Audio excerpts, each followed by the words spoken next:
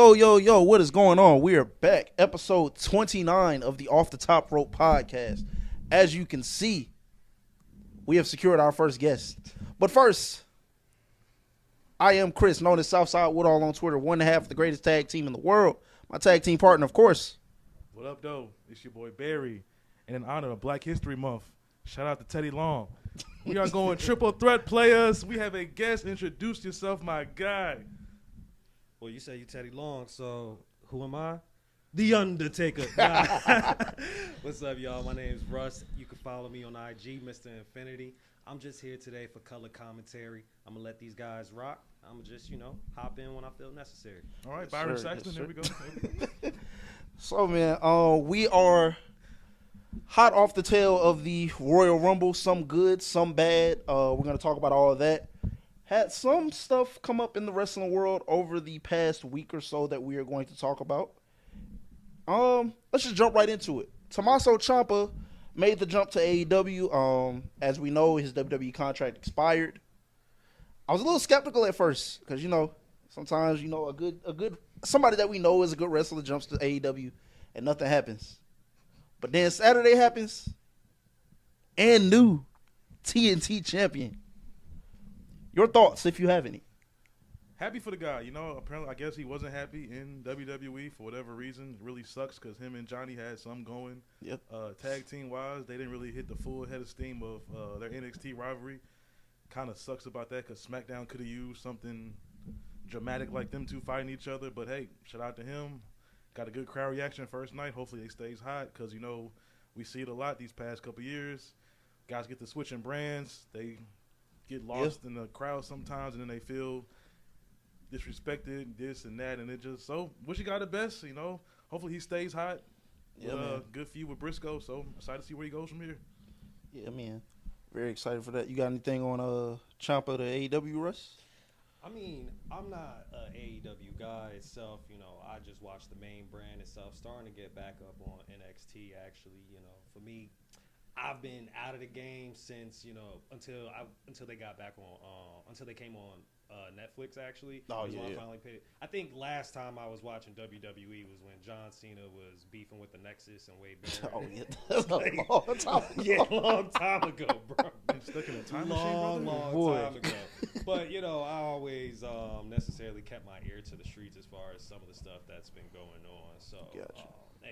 So I'm more of an old school guy. But as far as Tommaso Ciampa, his last few rounds on SmackDown, I know he had the fight with Ilya Dragunov, which was actually a great match itself.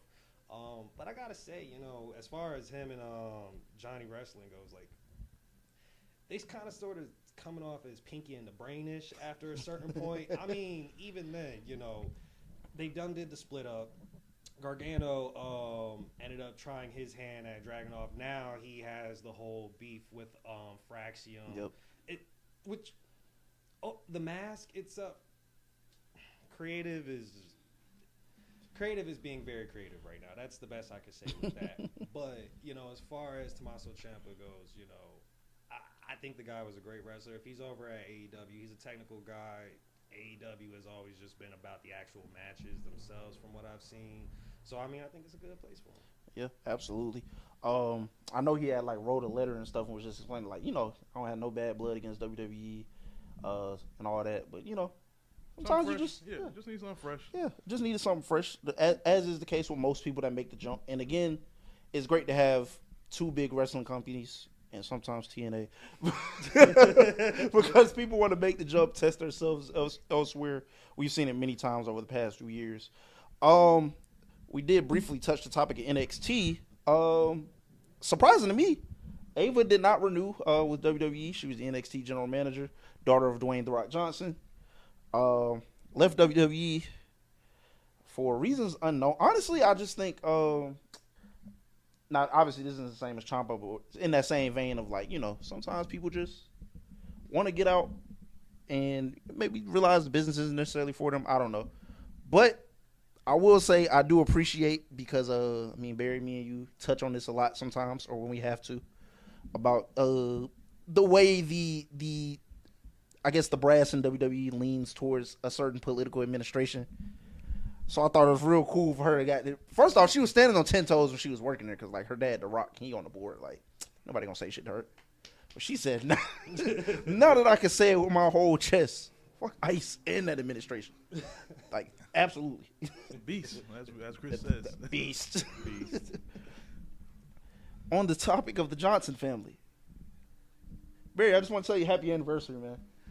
2 years ago, we got the greatest pivot ever.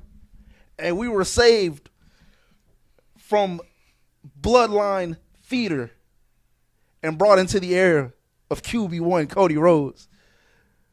Because 2 years ago, a couple days ago, we started the greatest pivot of all time with the famous but not at WrestleMania. And the We Want Cody movement was born. Cannot say enough good things about that, probably, or obviously the highlight of the Triple H era. And the more I think about it, the more that time goes on, maybe Triple H and Cody did scheme on them niggas in the background. I ain't gonna lie to you, and I'm not mad at it. I was explaining this to Justin, viewer of the show. Shout out to him. I was like, because a lot of people would tell you, Roman Reigns was right to, politic for WrestleMania 39 and make Cody wait another year. And I could give him that.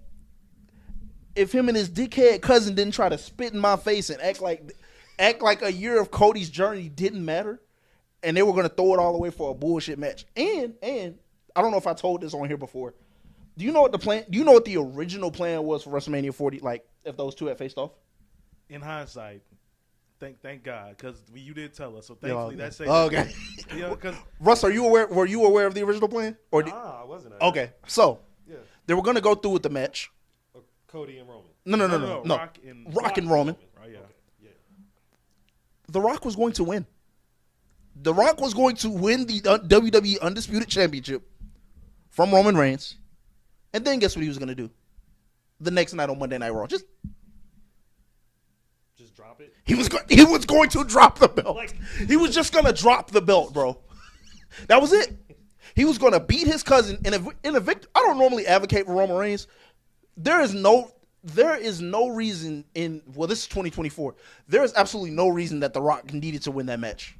It would have done nothing for The Rock. And frankly, I think a match with The Rock does nothing for Roman Reigns at this point. But I can also lean towards the side of like, wow, this would really legitimize Roman Reigns. I mean, it did it for John Cena. But yeah. I can't even see The Rock in the ring right now. I mean, he's on that Ozempic anyway. Hey, man. To be fair, let's go down the line. Cody winning the Rumble again, cool moment. The point with Seth and then Roman, that was cool. Was it the same Friday? What you mean? That he changed. So he won. Oh, you mean like when did he change his mind? Yeah, when he changed his mind. So here's the timeline. Wins the Rumble. Monday, it was like, Seth trying to, doing the whole, I'm world champion. Yeah. It sounded good, but no, Seth. Sorry. Love you. Friday, he goes to SmackDown to make the decision that we all assumed he was going to make and then says not at WrestleMania. Rock tries to steal the match. Over the weekend, we want Cody. Monday, he still, he talks to Seth again, but he still doesn't make a concrete decision. Then they do that WrestleMania press conference. Genius, by the way. Yeah. Listen. Yo. We're going to talk about it later, but I'll give them credit. When stuff fumbles, they know how to spin the narrative real quick. That's what I'm saying. When shit don't go to plan. Yeah, I give them credit. I give them some credit. It sounds good to a dumb person at time. I'll say this repeatedly. But yeah. Some stuff sounds good to. Exactly. And that's why I want to get back to my point. You can't tell me Roman Reigns was right to it made Cody a bigger star. Yes, it did. But again, you and your cousin tried to spit in our faces and tell us that 365 days of Cody's journey didn't matter. You tried to tell me that nigga getting his ass kicked by Brock Lesnar for most of that summer didn't matter. The tag team championship run he went on didn't matter. The stare down that y'all had in our face on Friday Night SmackDown didn't matter because you want to have bloodline theater with your cousin. Go to hell. I just want to say, man, shout out Drew McIntyre for breaking CM. What did he do? CM Punk? Oh yeah, hey, if CM Punk tricep don't pop, we in a whole different universe, man. We're in a whole different universe. And you know what's crazy? Apparently, it was never the plan for CM Punk to win the Rumble. So I don't know what they were going. Oh, there was another plan that I read about. I forgot about this. They were just gonna say Cody was injured for WrestleMania. He wasn't gonna wrestle. Oh yeah, I They remember. were just gonna say he was. Hey man, Listen, man, he just got shout out 2024 WWE for the first time ever. Thank you, Logan Paul, for the week. Cody Rhodes, Triple H, 2024. You changed my life, and I'll never forget it because I almost didn't go to WrestleMania that year. Man, shout out Drew McIntyre. Yeah, shout out to Drew Shout out McIntyre for popping that tricep on that future shot Boy, DDT. And because with the tag team match was like a decent. It was a decent match. It was a little long, but The tag team match made me feel like yes, The Rock can still wrestle, but it's a tag team match, and if it didn't have the lack of constraints it had, it would have been fucking awful. And then plus that era of Roman, we would have got a slow drag Exactly. match, so who just With his cousin, you know what? so Because we ain't done bagging on the family yet. Jay Uso, I got something for you too, nigga. How dare you get on Instagram and say we don't appreciate your family and all this other shit? My nigga, I saw that. how much more bloodline do we need, bro? It's in the next 10 years, dog. Dude, I don't see how they can complain about this. What's that? Somebody, Public Enemy, they tweeted this shit out. It's a quote from somewhere, a TV show or something. It's like, ooh, my lobster too buttery. But hey, y'all have been. My steak is too juicy or something like Yeah, you quite literally cannot tell the story of. I don't want to say all of professional wrestling, but you definitely cannot tell the story of WWE without the Samoan Dynasty, bro. What do you mean we don't appreciate your family? There is one of y'all at every turn. There has been a Samoan from that family wrestling every year that I have been alive. He probably just drinking his daddy juice for real. Maybe, bro, but still, like, what are we doing? I know and it just can't be that. So we're gonna talk about it later, but it just can't be that deep from your Yeaton, man, as Ms. Redacted's getting eliminated. Like that couldn't have sparked. That couldn't have sparked this conversation, man. So I'm just Dude. I mean, he wasn't even his at first. Montez Ford. Yeah, hey man, hey.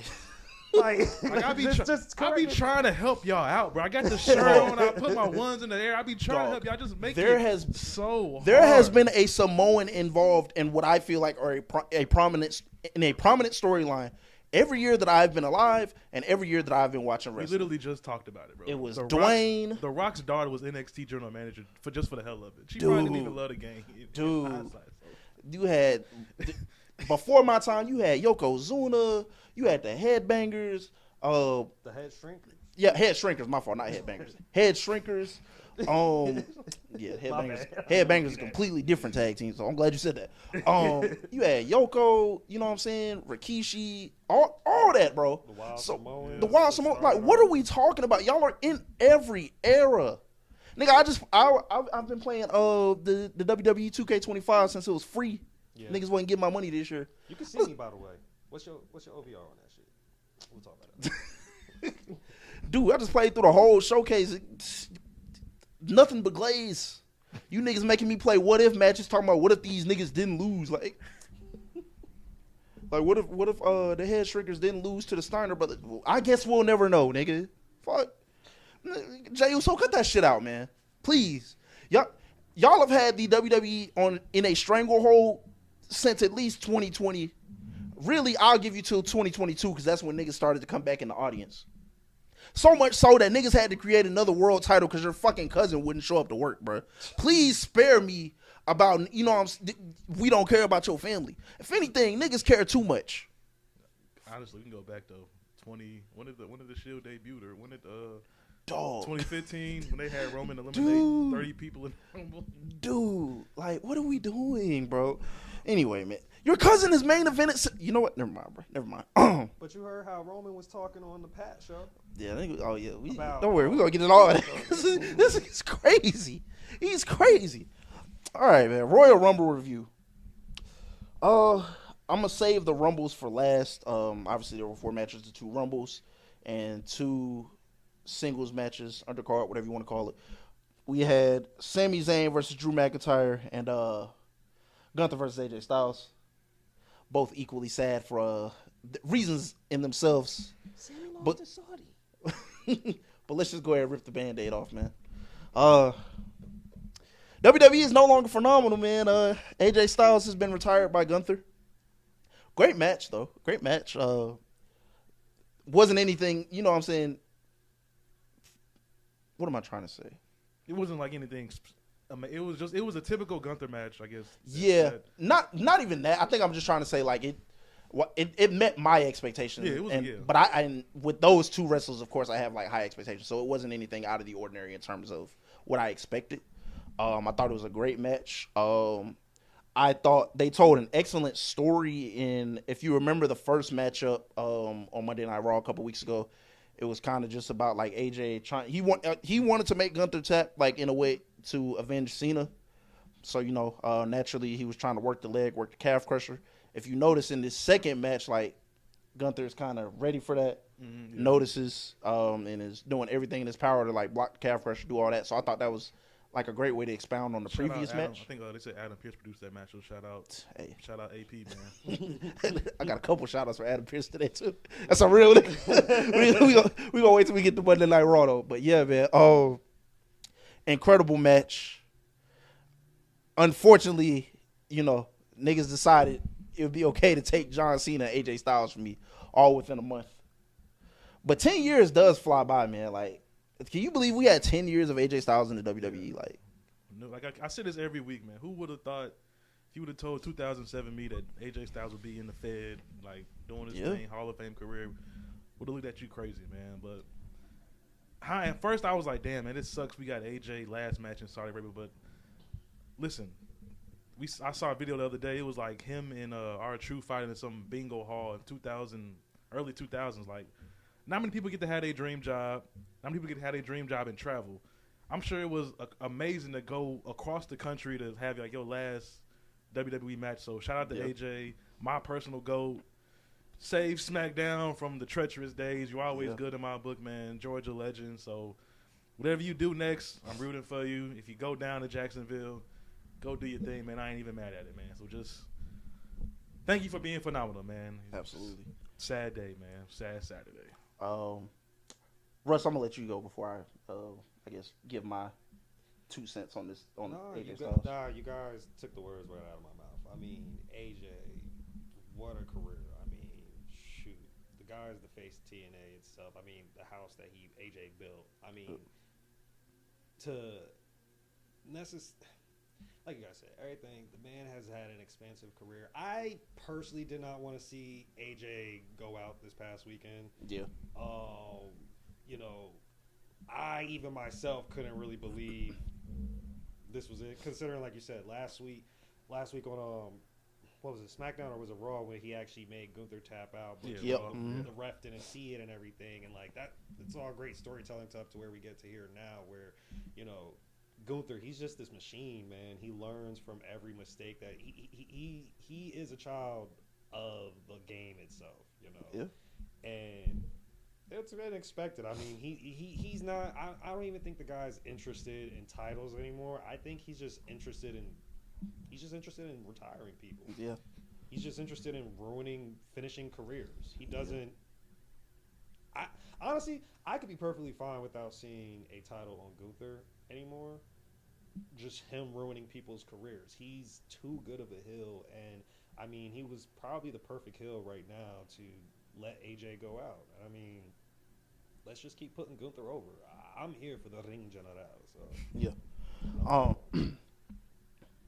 My bad. Good. My fault. No. Oh, okay. My fault. Yeah.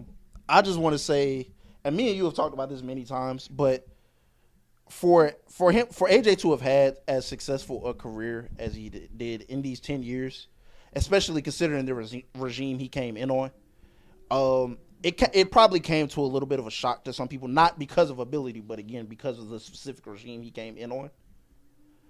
Vince didn't always get it when it came to like these other guys who were bigger in like other companies, and we kind of see that with AEW superstars today. Like there are some of them that were like big in Ring of Honor, and they come over to WWE, and it just doesn't translate. Like, well, he would have killed Adam Cole, man. I would have never. Man, listen, man. So it's amazing for him to have had this career, like Grand Slam champion, the awesome rivalry with John Cena. Got a great, got two great matches with Gunther on the way out. an undecided finish with CM Punk in a WWE ring, but it was still a good match. Like there's so much under the belt of AJ. I do think it's hilarious that like his best WrestleMania match that was in a ring was with Shane McMahon. Out of all the people this nigga faced at WrestleMania, like he got his best match out of Shane O'Mac, bro. Like I think that's hilarious. Hey, shout out to Shane. That dude necessarily brought a lot of craziness to WWE as far as taking it to the next level. I mean, I was trying not to curse on here. Oh no, you can. Yo, his. Fuck. Yo, I was watching. I'm just saying. I was like the other day, watching some of Shane's old matches on YouTube. Man, that guy definitely put on and made it a little bit cool. I mean, truth be told, I lost my train of thought. Either way, just getting back to AJ himself, though, man. You know, he didn't necessarily get the same going out tour as John Cena, but I was thinking to myself the other day, right? WWE only does stuff for their people. Goldberg wasn't one of their guys. They didn't give him a whole tour. AJ wasn't one of their guys for real.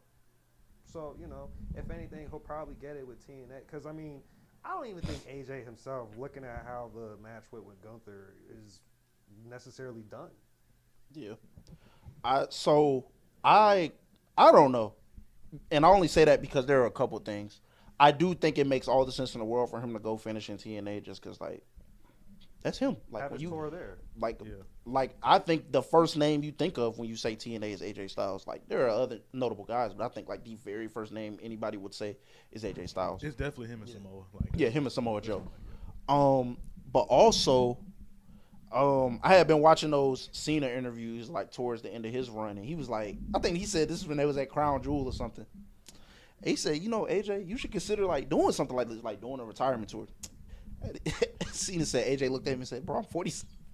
He said, I'm 47. Yeah, because Rosenberg mentioned this in a post-conference. He was like, you know, AJ looks great, but when you appreciate that craft so much, like you said, AJ's 47. Yeah.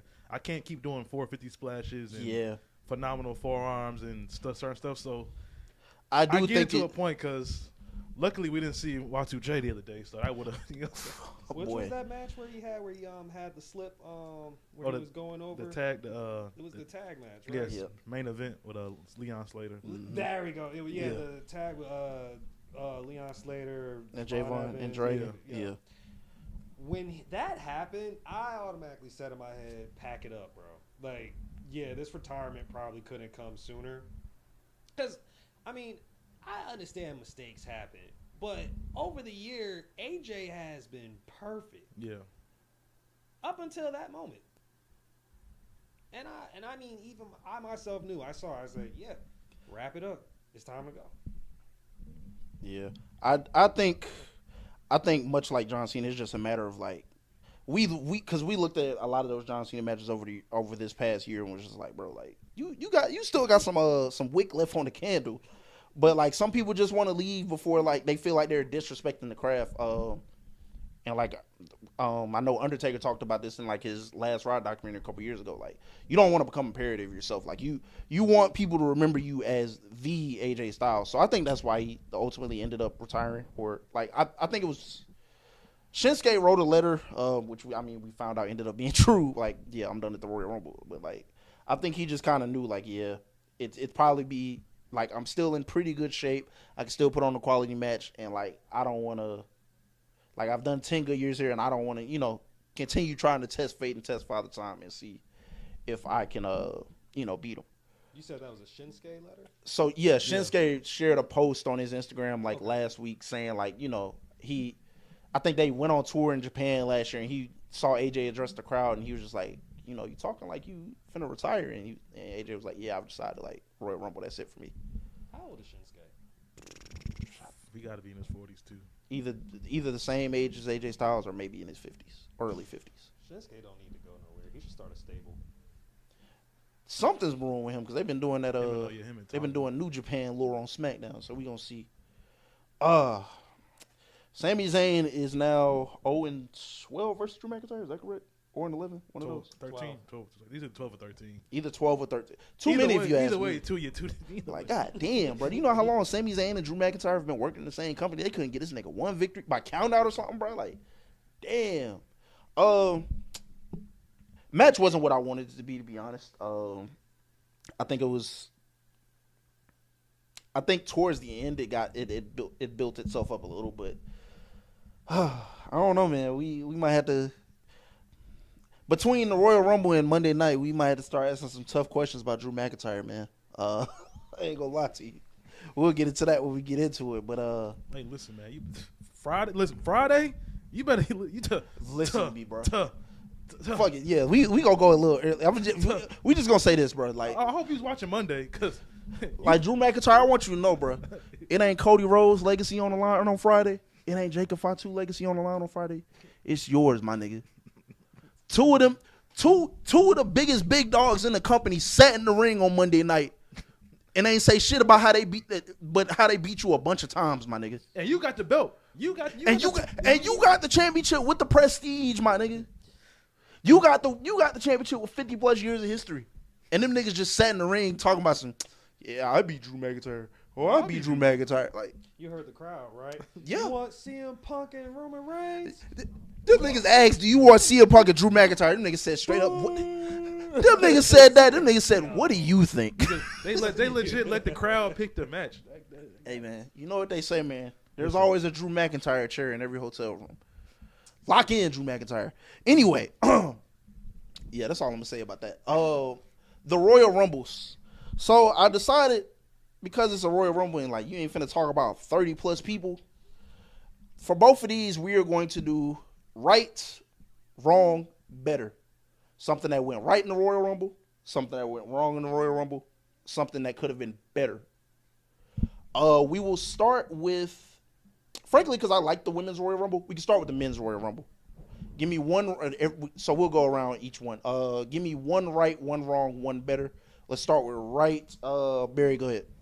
Right? The right got one. Hell yeah. Debatable. Russ, what you got? Oba being number one. Okay. Definitely for the men's. Yeah. We just doing the men's now? We're going to do we're just going to, and then we'll circle back around and do the women's. So you have Roman Reigns winning being right, debatable. You have Oba being the number one entrant in the Rumble, is right. For me, I'm gonna go with so I was gonna go with something else, like literally, but it just came to mind. The right decision was absolutely making sure Chris Jericho was not in the Royal Rumble. Thank you, God. I don't even think Chris Jericho. He's not signed as far as I know, but but there was definitely legitimate fear that this nigga was gonna get signed and be in the Royal Rumble. One thing that was wrong in the men's Royal Rumble. Not enough. Might be a little too early, but not enough storytelling in to foresee the future of what's going on. Think about last year. Mm-hmm. You think about Seth and Roman eliminated each other. Well, Seth, Roman, and Punk costing themselves the match. Just different. Has not really a lot of storytelling that's going on in the future. We still got time, but it's just right there. Nothing felt like we're in WrestleMania season. Like no feuds feel like they really been set yet. So that would be my wrong. Okay. What you got, Russ? I'm kind of going to run this back because this is what went wrong, but it's also what went right. Mm-hmm. Because sometimes, I just feel like the writing is on the wall there and creative just tends to fuck up. But how do you have Rey Fenix and Penta in the ring together, right? But these two niggas don't acknowledge they're the Lucha Brothers, and you're telling me that we had a few guys up in there, even the Bloodlines up in there right now. Mm-hmm. I get it, Roman's your guy and stuff. He done knocked the shit out of Jay when Jay's all like, "Oh, you want to run it back?" Roman don't really need nobody. That's just the same lesson he probably been trying to teach to Jay this whole time, right? Yeah. But when you telling me you got Penta, my guy, Mr. Cero Miedo, and his brother are in the ring. Y'all ain't gonna hook them up together. It's the same shit as to why isn't Rey Fenix over on Raw, but you got him hooking up with Dragon Lee and Rey Mysterio now to take on the Vision. Yep. And I definitely think it's time for them to, because Ray Phoenix is kind of drowning on SmackDown, so I do think they need to figure that out. Because as Paul Heyman said, Penta is over like a motherfucker. Yeah. So, that was my what's wrong is just the fact that, the writing's on the wall there. Ray Phoenix came in, got knocked out in the next 30 seconds by Brock Lesnar. Mm-hmm. Tossed. Then 2 minutes later, Gunther is pushing out Penta. Mm-hmm. But that's one thing that I think went wrong with the Royal Rumble was just you had people that the only team that was in there was the Vision itself, and I mean that crumbled the way we saw. Yeah. So I don't know. That's what one of the things that went wrong for me. So I am torn on wrong because there were a couple of egregious wrongs in the men's Royal Rumble.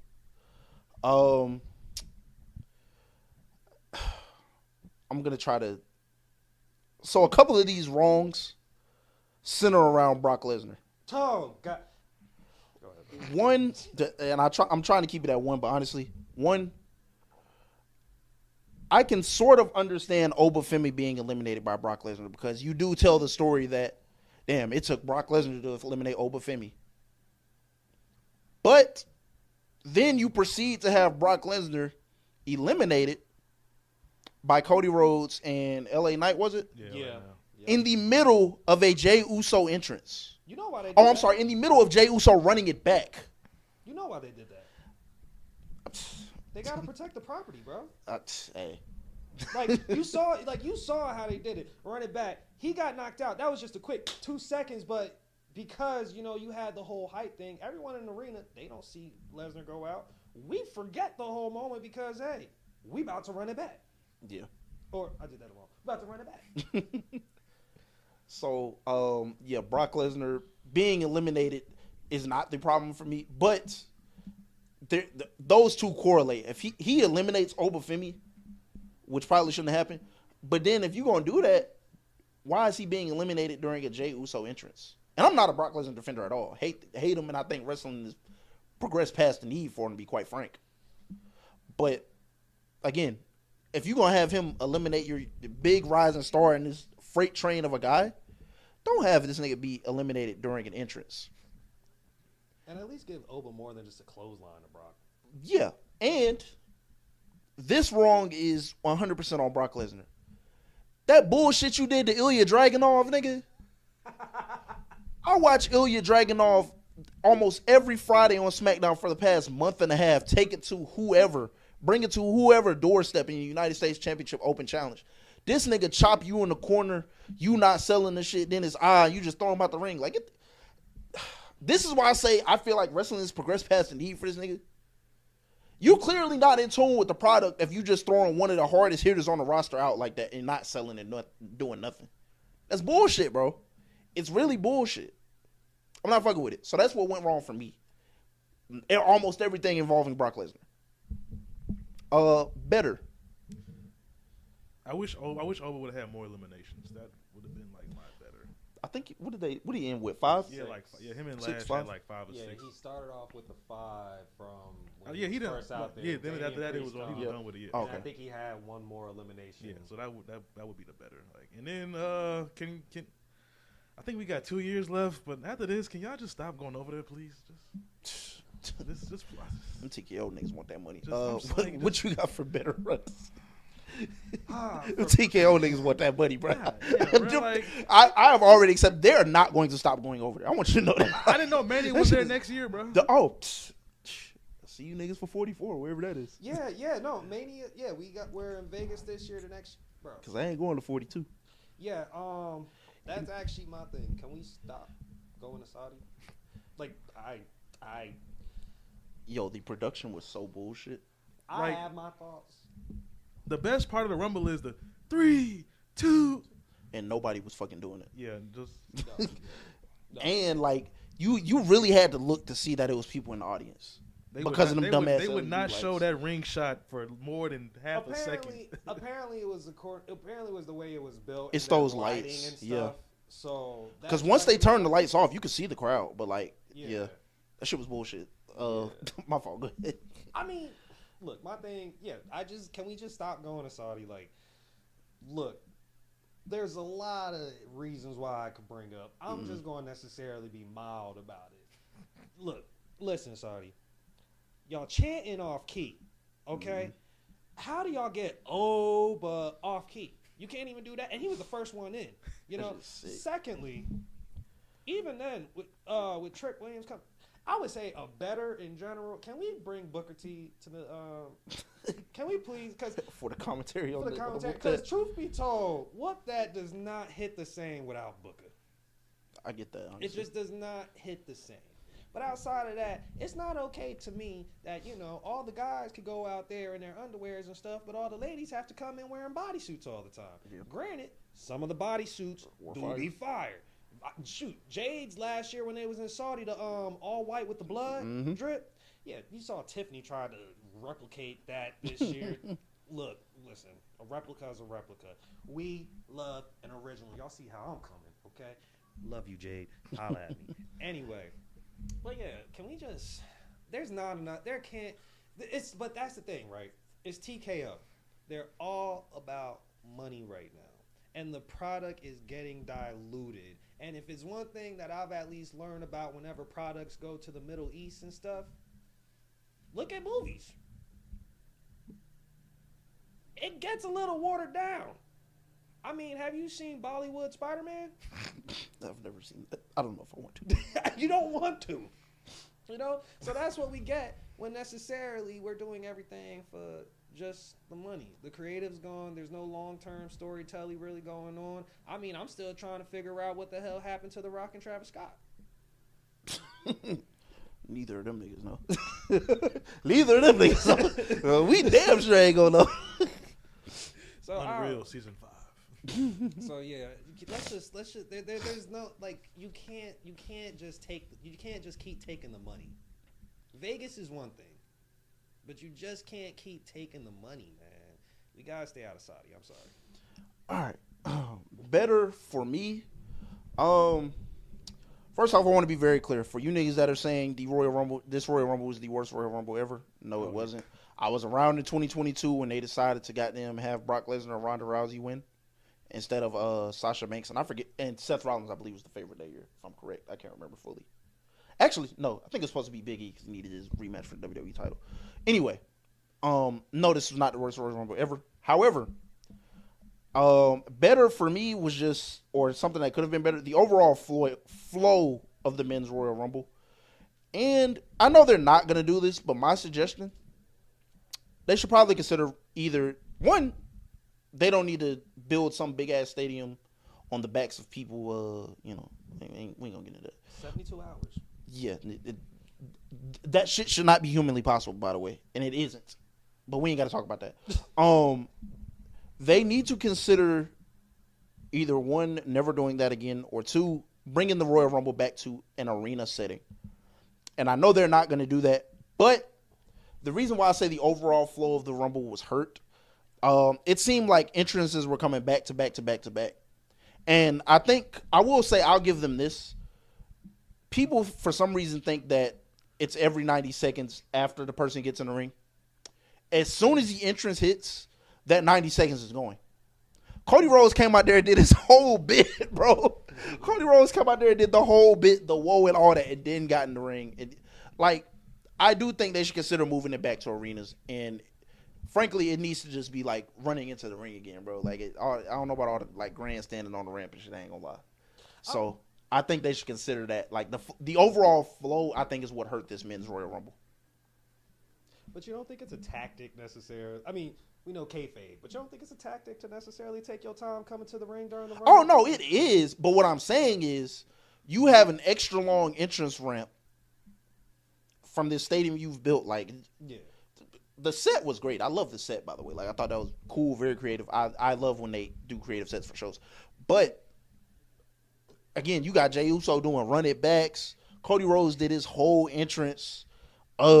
I think Roman Reigns was a little faster than usual, if I can remember correctly. Yeah, he was. I noticed that. Okay. So, yeah, it's just something to think about. Because, again, that 90 seconds is not as soon as this person gets in the ring. Quite literally, that 90 seconds starts as soon as that next person's music hits. That is always how it has been. But because you are doing this in stadiums, like it's hurting the flow a little bit. Did Damian run to the ring? He might. I think so. He I don't know if anybody really gives a damn about Damian Priest, but I mean, No, I'm just saying because Owen Maybe. takes out 5 guys. He's standing there in the ring by itself. You the 6th guy coming in thinking that there should have been five other guys in the ring, and all you see is one. yeah. I don't know if I might be running into that ring, Yeah. especially if it's. I think it was really the middle portion of that Rumble was hurt. I think the middle to the closing stretch, and like Barry said earlier, when it comes to the Royal Rumble, sometimes like a WrestleMania direction is made clear sometimes, and like some stuff you just kind of let breathe.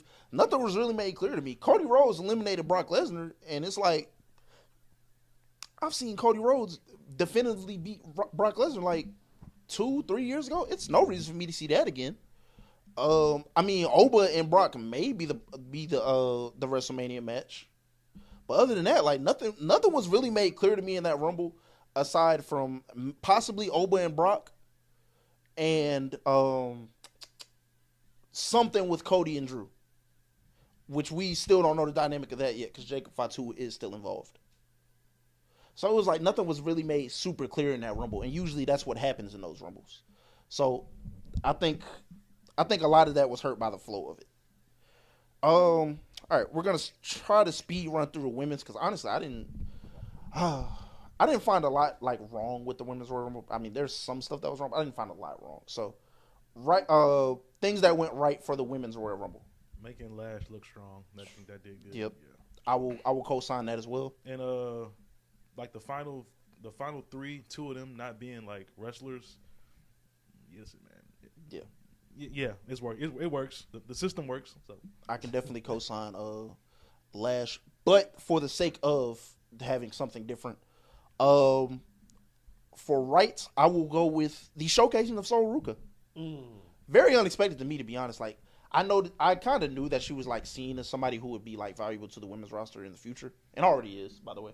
But she was showcased very strongly to the point where like I was like, are they going? You know what I'm saying?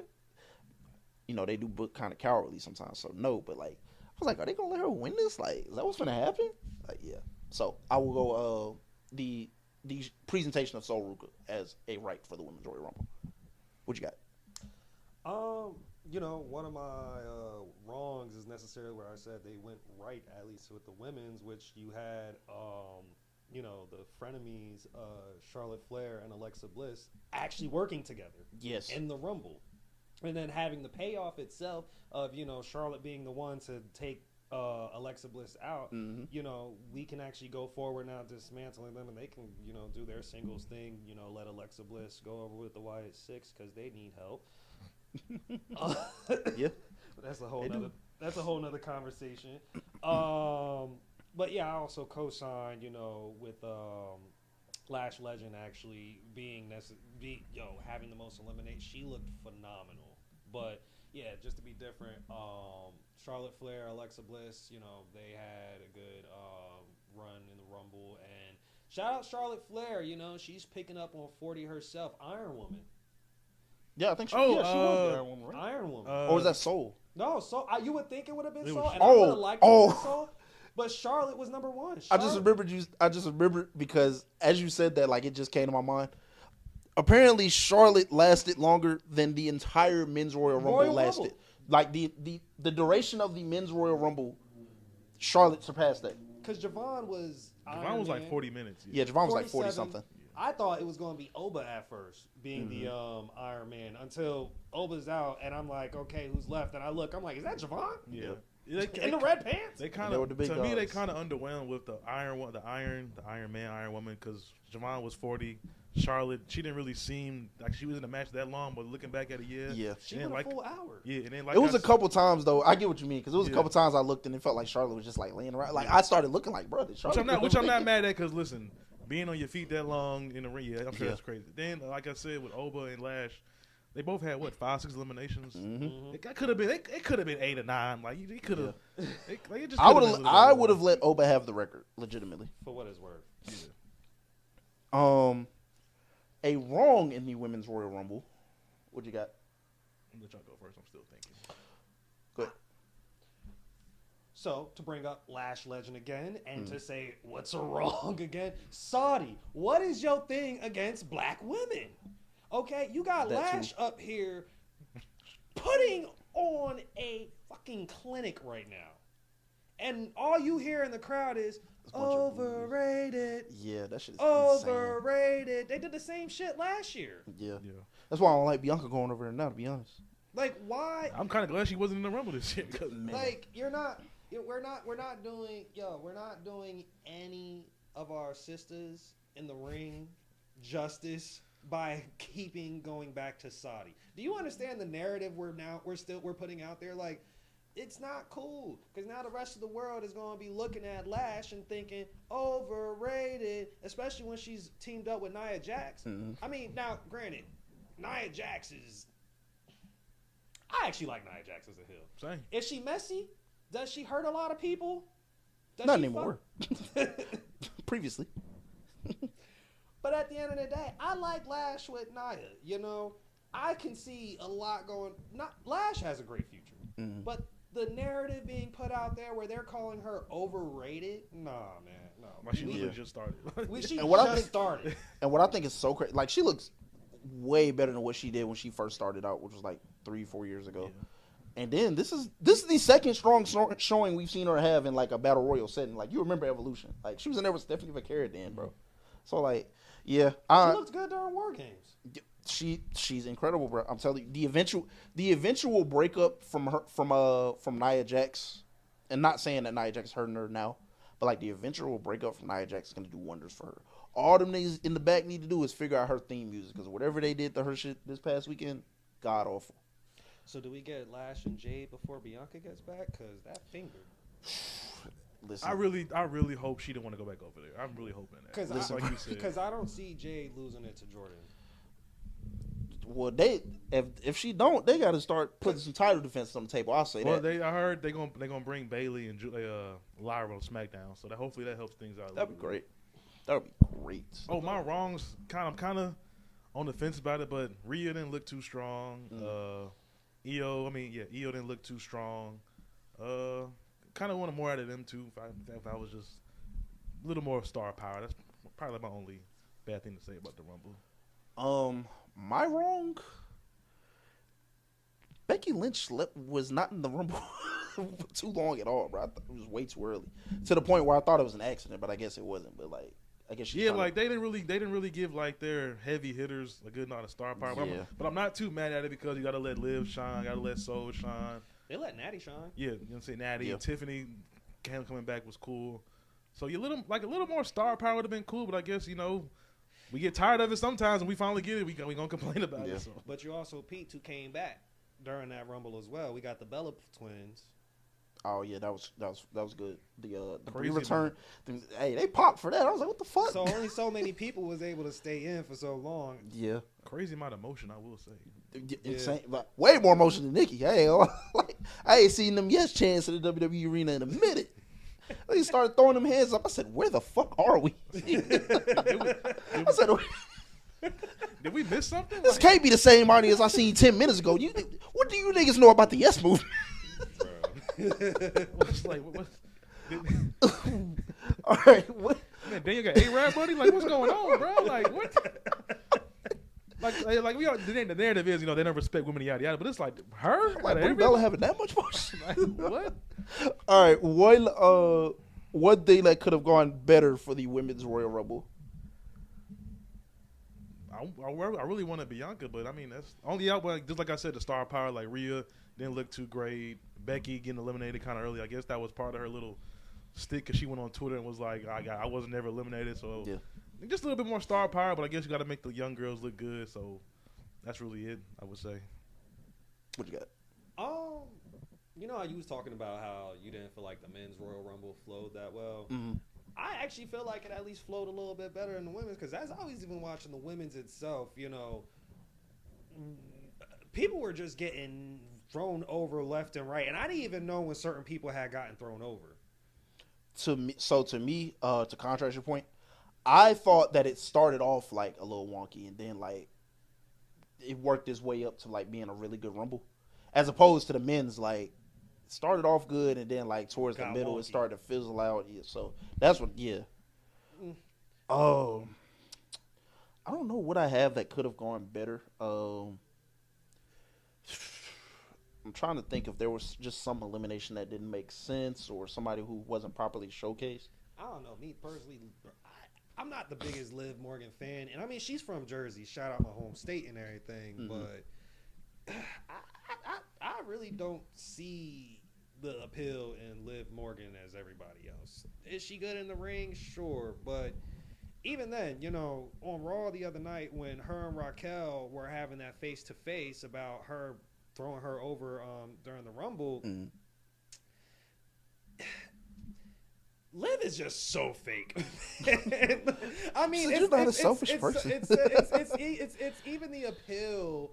You know, it's even that it's so fake, and then you know it's just it's a shoot. It's just a promo. This is just how her character itself. But it's one of those characters where like I would pay just to see Liv get beat up. Hey, she's doing her job. She's man. doing her. She's doing her. She's definitely doing her job. She got me as far as like disliking her, but she's not also someone that I actually want to see a belt on. Especially when, like, I don't know, I like dominant women. Okay, Raquel is dominant. They should have put that. They should have actually put that belt on her this past Monday. I felt as though you're in a street fight. That's supposed to be your thing.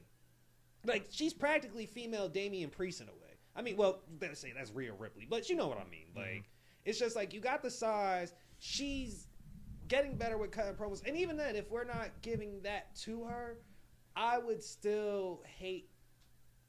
How do I put this? Liv is back. Liv is obviously going to be trying to go for something. She won the Women's Royal Rumble. She has her say so. I'm sure creative is probably getting this figured out, but Liv is just not it for me, man. That's just me personally.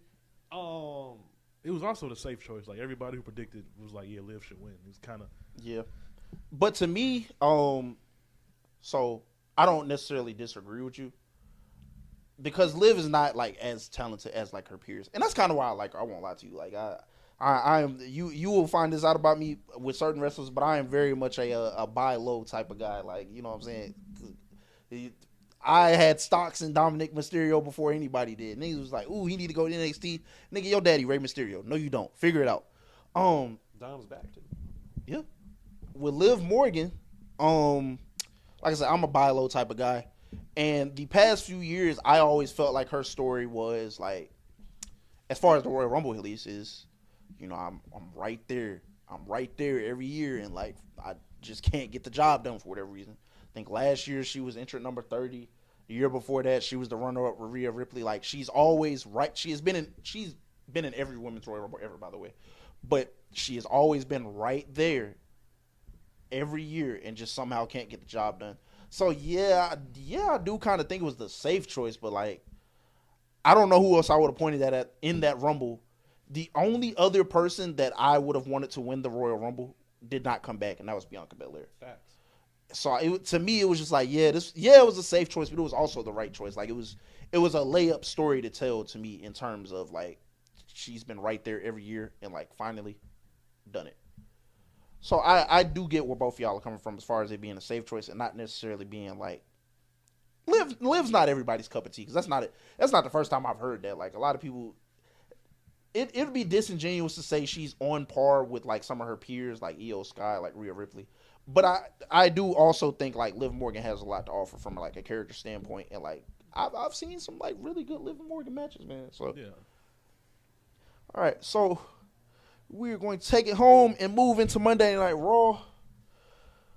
We open with obviously because we didn't get to talk about the full Royal Rumble. For the viewers who maybe did not watch the Royal Rumble or just need to be prefaced on why Braun Breaker flipped his shit. Braun Breaker was the number 2 entrant into the Royal Rumble. Number 1, remember. Initially number 1, because there was some glitch on SmackDown, and he was like, let's make it number 2. Let's work the audience. Something for Unreal, I guess. I don't know. Anyway, Season 3 of Unreal. Well, I mean, the Royal Rumble was supposed to be the number 2 entrant into the Royal Rumble. Would come face to face with Opa Femi.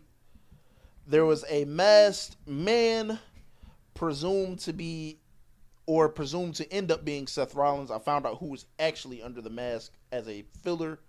Will not spoil that if anybody does not want to know. Let me know. Yes, no, maybe so. I already saw it. You can tell me after. Oh, okay. Yeah. All right. So yeah, there was a masked man presumed to be Seth Rollins. Beat up Braun Breaker on his way to the ring, stomped him, threw him into the ring, overthrows Braun Breaker out of the Royal Rumble within 5 seconds. Braun Breaker opens Monday Night Raw, flips his shit, breaks the announce table, just going absolutely ape shit, beefing with Adam Pearce again. We said we was going to talk about Adam Pearce earlier. Adam Pearce, come get your chain, my nigga. That nigga Adam Pearce told Braun Breaker, like, I'm going to let you keep your job for that bullshit you did in the Royal Rumble. And I just thought to myself, I said, damn, like. Kind of got a point. I mean, you got a point, but like, damn, my nigga got assaulted. Like, what the fuck? Well, I mean, he's the dog. Like, come on now. He should have been able to fight back. It wasn't that bad. I mean, it was an ambush, but still, I'm just like. So, first off, saying that to a nigga is crazy. Like, what? And then I saw a tweet. Somebody was like, "Oh, if we kicking niggas out of the Rumble for poor performances, y'all need to go ahead and fire Rusev." I said, "Yo, like, chill out, chill out." But yeah, I will say, apparently the expectation is that Seth Rollins will be back for WrestleMania. That nigga clearly loves the game because what the fuck. But I was a little bit iffy about how all this went down because we were there when like Braun ended up turning on Seth, and like you remember that picture circulated around the internet with him holding the belt, and niggas was like, yeah, like he's ready, like yeah, like push him, it's time. And it seemed like they just kind of like cooled him down. I took the weekend. I try to not react in a moment and take the weekend and think about this stuff, which is why I'm glad like pay-per-views be on Saturdays and then you get Sunday to think about it and then Monday. Part of me was like, why would y'all cool him down so much? And part of me is like, well, is the story that this young nigga thinks, he's ready for all this and like he got to get humble and figure out that like shit ain't just what you think it is just because, you know what I'm saying, you can be as athletically gifted and as talented as you want to be, but like it's niggas here who gonna find out ways to, you know what I'm saying, keep they belt. It's people like CM Punk that's gonna out wrestle you no matter how talented you are. You know what I'm saying? And you can't turn your back on people and expect for them not to get their revenge one way or the other. So I'm a little torn on it, but I can definitely understand the aspect of like I said, you a young bull, you got a lot to learn. So I was curious to see like how y'all looked at it. It's just unfortunate that like Seth's injury kind of pushed this stuff like what 6 months in advance. Cause yeah, like if what happened would have happened on Saturday, if we were getting Roman versus Seth in the WrestleMania this year, that would have been great. Probably then you have Braun turn on Seth like the Monday after WrestleMania. Yeah, so that probably would have gave Braun some more momentum, some more learning. But rushing, I guess the Seth injury kind of hurt things. Getting just a tad bland with this. Who knows where Braun goes from here. Hoping it's not Braun versus Adam Pearce at WrestleMania. So, God, no. And then, we still got LA Knight stuck in the Vision Vortex. So they do got my dog out here vision hunting, by the way. Yeah, so it's kind of a good sign. It has ups and downs because, like you said, you can't just judge things too soon, too quickly. Mm. Who knows where they go from there? Because like we said, Brunson beat Roman, haven't done nothing with that. Now like the group feels kind of weird. You got Austin Theory kind of looking like a security guard, RoboCop. Everything is just crumbled up, man. So hopefully this little mid-card run they're on right now kind of gets a little better. If they do, hate to say it, but if they do end up doing Logan versus Braun, that probably would be like a decent match just to get it out the way. Two guys who could just do some cool spots just for the hell of it. But other than that, I just don't know. Like you said, Braun was hot. The picture was cool, but Punk is Punk. So what do you do? And we just got to hope they do best because we don't want to see Braun go under the radar because, like I said, man, the women are going to run this company sooner than later, and the young guys gotta show something, man. So yeah. I do want to also ask, 'cause you brought up the point of Bronson Reed. Like, where are we on the vision as a group right now, bro? Like, are we in? Are we out? Are we done with it? Like, what do y'all think? Because I ain't gonna lie, I try so hard to be the guy that doesn't like just give up on a group or or be out on somebody. But like, again, like you said, Bronson Reed beat Roman Reigns and is now a glorified cheerleader. I ain't never liked Logan Paul.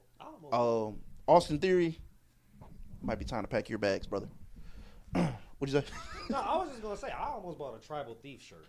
Like, I'm not gonna hold you. They was cooking with grease for me with Bronson Reed after he beat Roman Reigns at WrestleMania.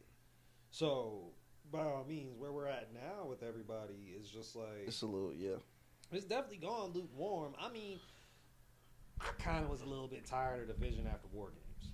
That's fair, especially because the way War Games like even played out. Yeah. You know, like we were just after that. They won that match too. Like they won the match. Yeah, like it's Dog. like You know, and I explained this to somebody too. You know, I think partially what my problem is with division, aside from like not being, well, actually, all of this is one problem. I didn't think about it. Do you know how many members of the division have challenged for a championship at all? Any championship, just like at all? just one, right? Just one. CM Punk. Yeah. Who they keep fighting. No, Braun Breaker. I mean, like, I'm saying, like, well, technically, Bronson Reed challenged for a WWE championship in like War Games or before War Games, but like there was a setup so they could just jump Cody. So and then Seth Rollins, Money in the Bank, CM Punk. yeah, like all of them. My thing with them, it feels like all of them niggas are followers. You got a tag team in there, and ain't nobody went to go to the Raw tag team division and beat them niggas up. You got the Usos walk around this bitch with championships, and y'all beat their ass a couple months ago. Go stake your claim to the tag team championship. Yeah, you could easily have Brunson, like, well, maybe because Dom is hurt, they probably couldn't do nothing like that. But yeah, like you said, have Theory, Judgment Day done got they shit back a couple times. Yeah. Like you said, Dominic was running around here. The belt changed at one point. John Cena was champion for like 2 weeks. None of you niggas start to come to the ring and be like, I want that belt. Like, bro, what are we doing? Y'all are glorified followers. Everybody to this point is a glorified Braun Breaker cheerleader. Not even that. I don't even think Braun Breaker even knows what he's doing. It's literally just Paul Heyman trying to keep the whole fucking little mess together. Yeah.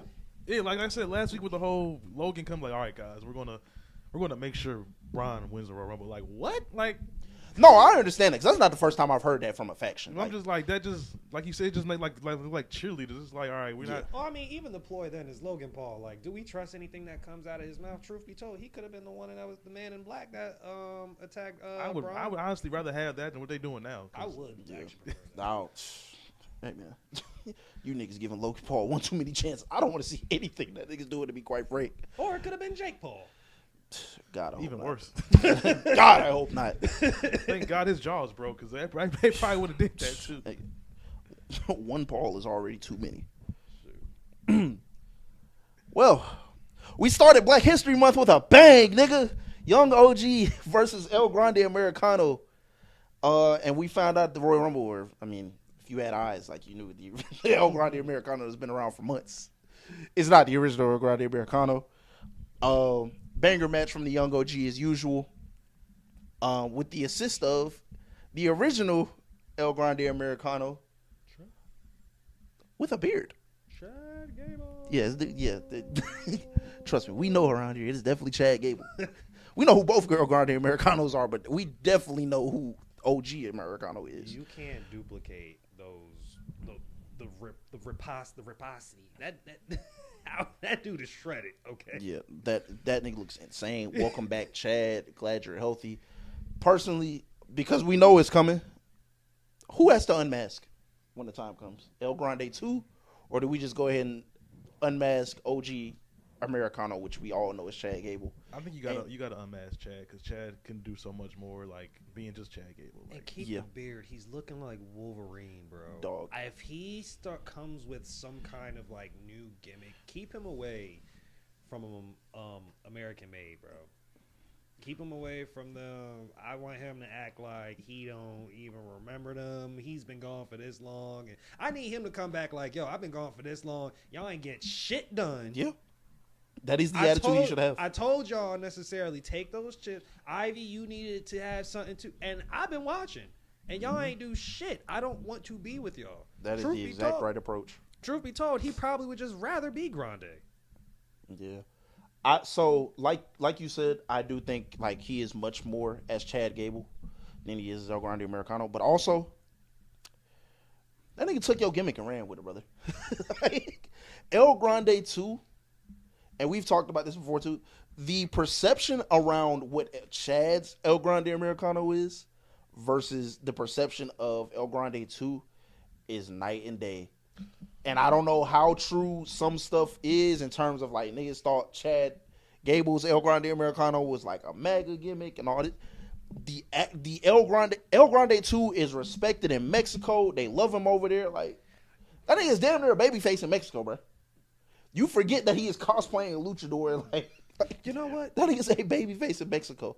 I hate to go back to the Rumble, but speaking of luchadors, one of the things that worst take, I take it back. Mr.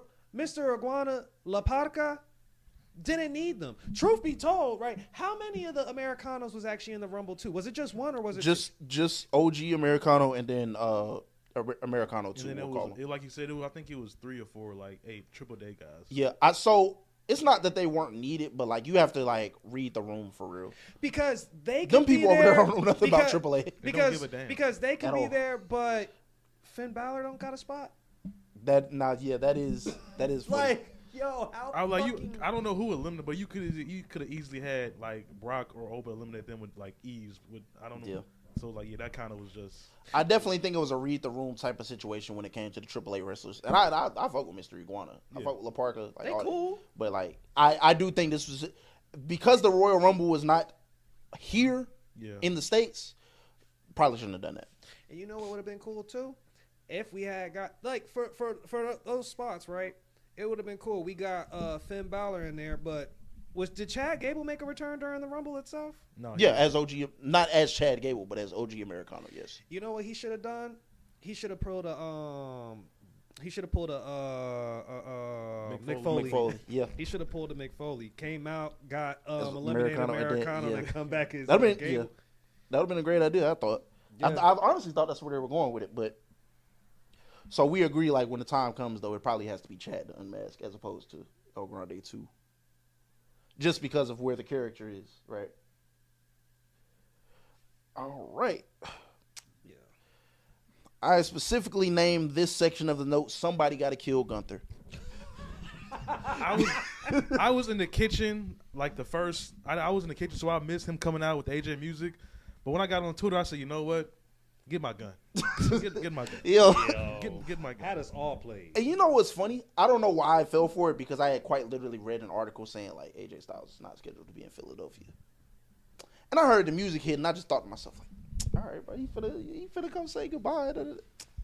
This nigga Gunther come out doing the pose like, my nigga, you are not Teflon, bro. Somebody gonna come get you, my nigga.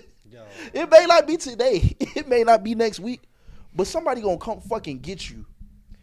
Because truth be told, right, just because AJ got retired doesn't mean he can't at least come back for an episode just to say goodbye. Yeah.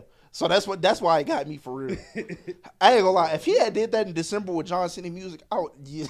Yo, it really. Dude, I don't know what I would have done. I don't know what I would have done. They would have had to put him on like the no-fly list or something like that. They would have top flight security in the world because somebody would have. Then he just does the most craziest thing, talk smack, then starts talking smack in his own native language. Yep. I'm just up here like. They calls you a bitch. Yeah. Dragon Lee comes out there to, avenge AJ being that they're former tag team champions together. Had a little good fight. Yeah, I thought it was going all good at first. Gunther hit this nigga with the ring bell. Ding. Bro, I laughed. Then so Gunther hard. hang this nigga off the apron in a sleeper. I said, yo, like. Somebody kill this nigga. Yeah, it's like somebody kill him, bro. Like my nigga, are you good? Like, Dragon Lee went limp, bro. Like I don't like that nigga went limp in a sleeper hole. Ricky! And I just want to say, being that Gunther is on this career killer path, And because I've seen Dragon Lee on screen with this person in the last few weeks, Rey Mysterio, stay in the house, bro. I can't lose another one, bro. Rey Mysterio, stay in the fucking house, bro. I saw a post that said Rey Mysterio is actually the last WCW wrestler active. Yeah. That shit is insane, bro. Just let Chris comes back, please, God. Just, God, no. you know what, Gunther?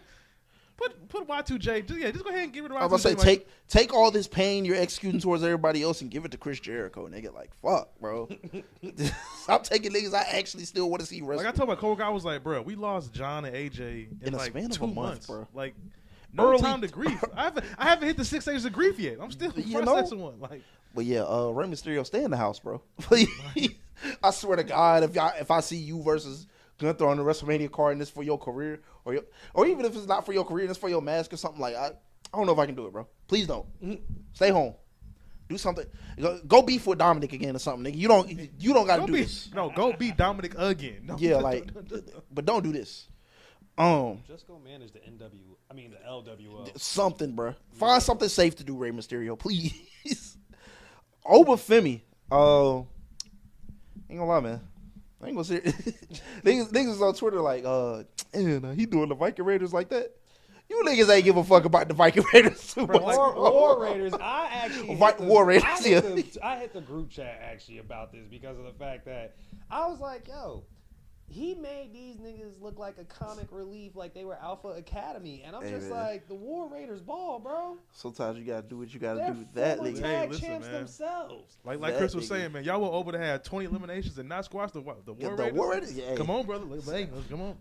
But like I told you, we know who the Raiders are. Like if he like when Rusev beat up Tozawa and Otis. Not no motion, but they could just beat up some multiple time tag team champions. I'm sold, world, nigga. A power bomb on Black History Month with the lighting in the background. Chef kiss, bro. Niggas win again. Yeah, unfortunately, and then it comes with Obafemi War Raiders. Devastate then emo. Nah, that shit's sick. That pose is godly, by the way. Like I didn't know how much it was gonna hit like in an arena.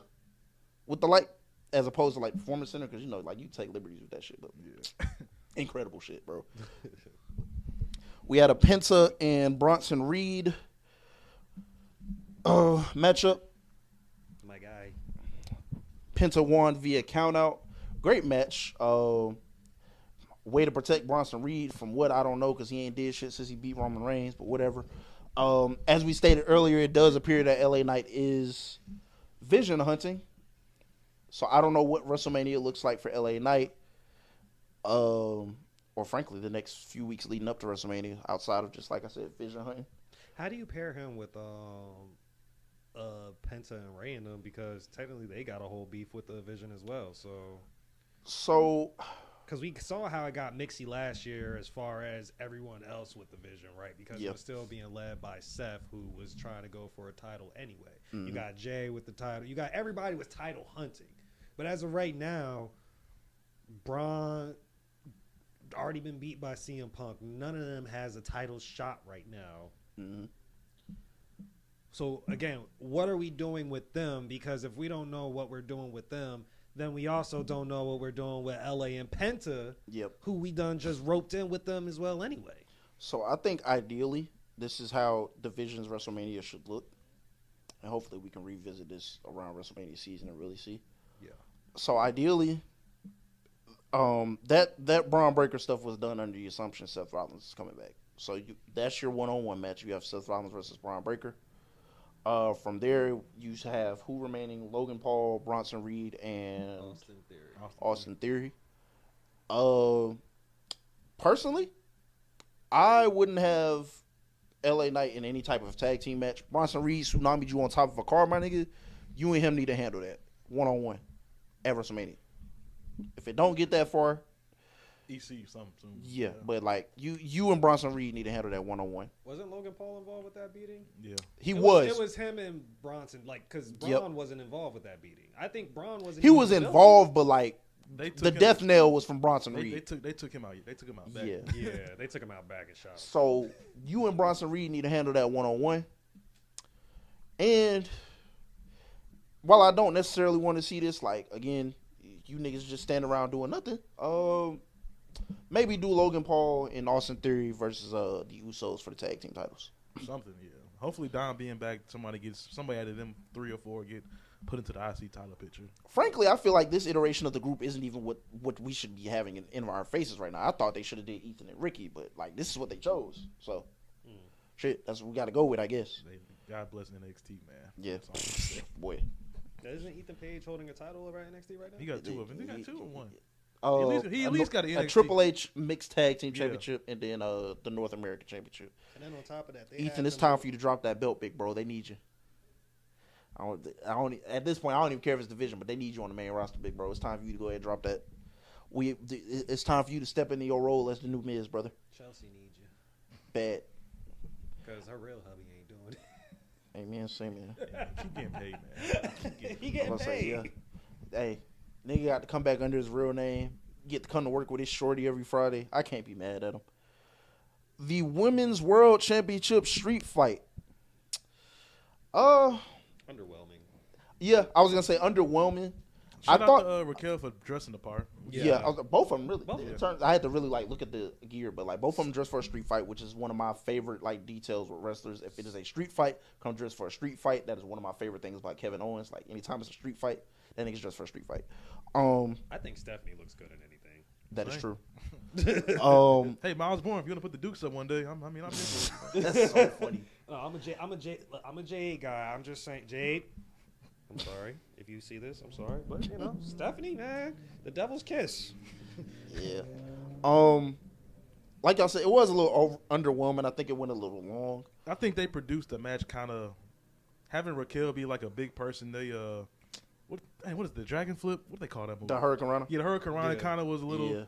They shouldn't have did that with Raquel. She's probably not ready for that move yet. I think everything that went wrong in that match kind of wasn't on the women. And I just say, like, it was just, like, unfortunate things happening. Like, I remember she set up the chair in the corner. Shit fell. Credit to them for getting to the next spot, by the way, instead of just, like, panicking. The hit from the belt to the face, actually, the table was a little bit too far. So, like, Raquel had to walk a little bit extra over to just get up on the table, which looked a little clunky itself. So, like, I felt like everything that, like, even the table not breaking, like, shit happens, bro. Yeah. It was just a bad night. But, like, I think it was enough. But the night was saved by the next segment. It was. But before we get to that, I feel like we've talked about this so many times. And, like, I hate to keep talking about it because we don't know when it's going to happen at this point. But it does feel like maybe we're officially, like, really actually getting closer to the Judgment Day crumbling. Yeah, Part 29. Because Raquel asked them to, asked Liz specifically to stay in the back. Did not do it. Roxanne came in. Obviously, she didn't ask Roxanne for help. And Raquel explicitly stated before the match she wanted to do this on her own. Win on her own, the same way Liv Morgan won Royal Rumble on her own. So, I do get the sense that the post-Mania direction is finally a Judgment Day split. And if it's not, then we just never going to talk about it again until it happens. Why can't they split before Elimination Chamber? Well, if you do that, you give people the impression that, what am I trying to say? You give people the impression that Raquel Rodriguez is going to walk into into WrestleMania as a world champion. Don't think that's happening.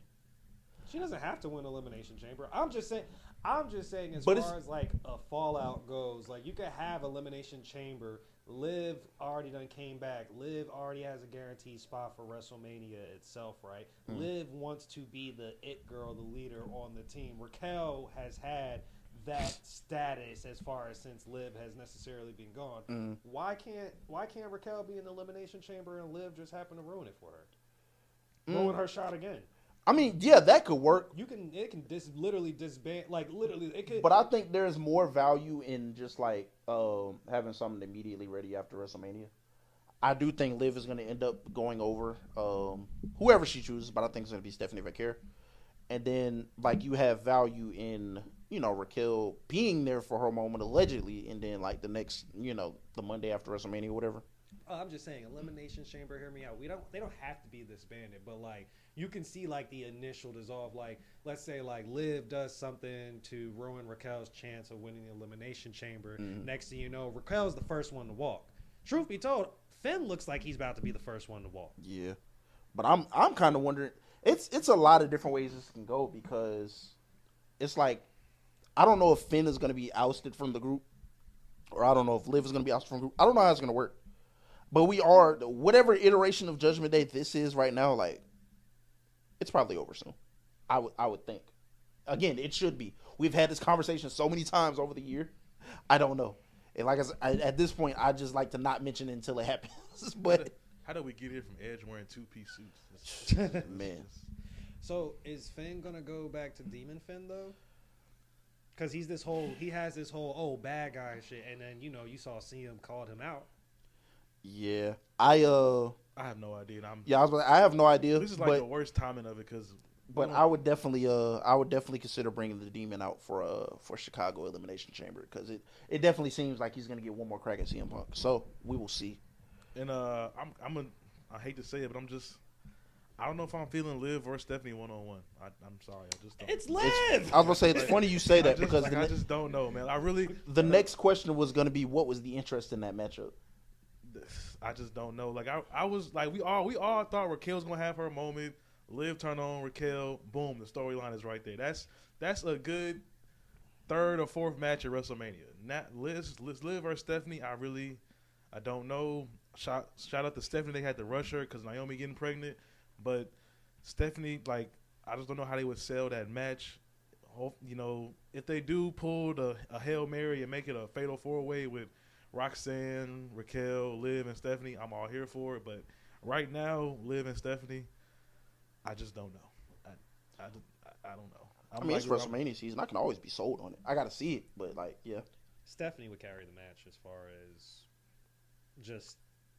Yeah, I think Stephanie would be carrying the match. Liv will definitely be able to perform. But yeah, Liv will have her hot spots, but even then, like you're talking about the promos leading up to it, Stephanie. yeah. It's interesting to see where it will go. I'm wondering. It's definitely like I said, I can be sold on it, but you got to show me. And I'm sure we've all been waiting for this. Dun, dun, dun, dun. The segment. Roman Reigns, 2026 Royal Rumble winner, had a choice to make. Chose between Drew McIntyre or the best in the world, CM Punk. First off, Roman Reigns, shout out to the Carhartt jacket, my boy. I ain't gonna lie to you. That shit was tough, nigga. Shout out to the Black Cats. Shout out to the Black Cats. I give credit where credit is due. That shit was. You had that shit on, nigga. Anyway, I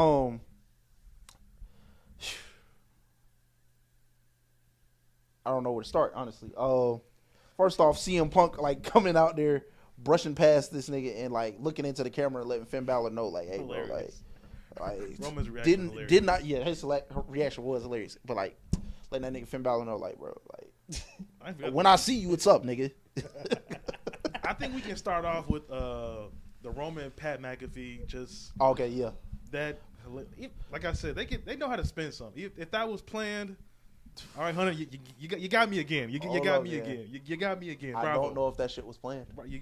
Hold on, but the Pat McAfee shit is also the same shit that we said pissed us off about Jey Uso earlier too, though. Is it not?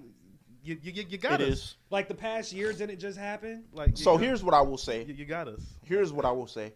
You don't even have the best spear in the game, bro. As far as Superman punch only gonna take you so far. As far as how they brought it to TV, in terms of like CM Punk bringing it up and saying like, yeah, I heard what you said on McAfee, like that was cool. Now what he actually said on McAfee, that is a totally separate conversation. I don't know if that was meant, if that was done just for him to ultimately bring it to TV on Monday and say like, you really believe this shit, don't you? Or if it was him, saying like, yeah, like I stepped to the side and like niggas just, I don't know what's what in terms of that. The way it was brought to TV is excellent. Also, I had Roman was like, honestly, Roman Stan, last person I expected to win the Royal Rumble. last person I expected to win the Royal Rumble. That was out of nowhere. I had no idea. I was like, wait a minute. There's no way he wins, right? It's just no way he wins, right? Of course he I knew Roman Reigns won the Royal Rumble when Braun Breaker got stomped on the outside. What the fuck are we talking about? I knew right there. I literally texted the group chat I'm in, and I said, I typed in invisible ink after literally after Braun Breaker got stomped. I said, Roman Reigns just won the Royal Rumble. You niggas not fooling me, bro. I'm not gonna lie. I had no idea. I don't even care if Gunther coming out at 30. That man goes hobbling out the ring. No, I fucking knew, dog.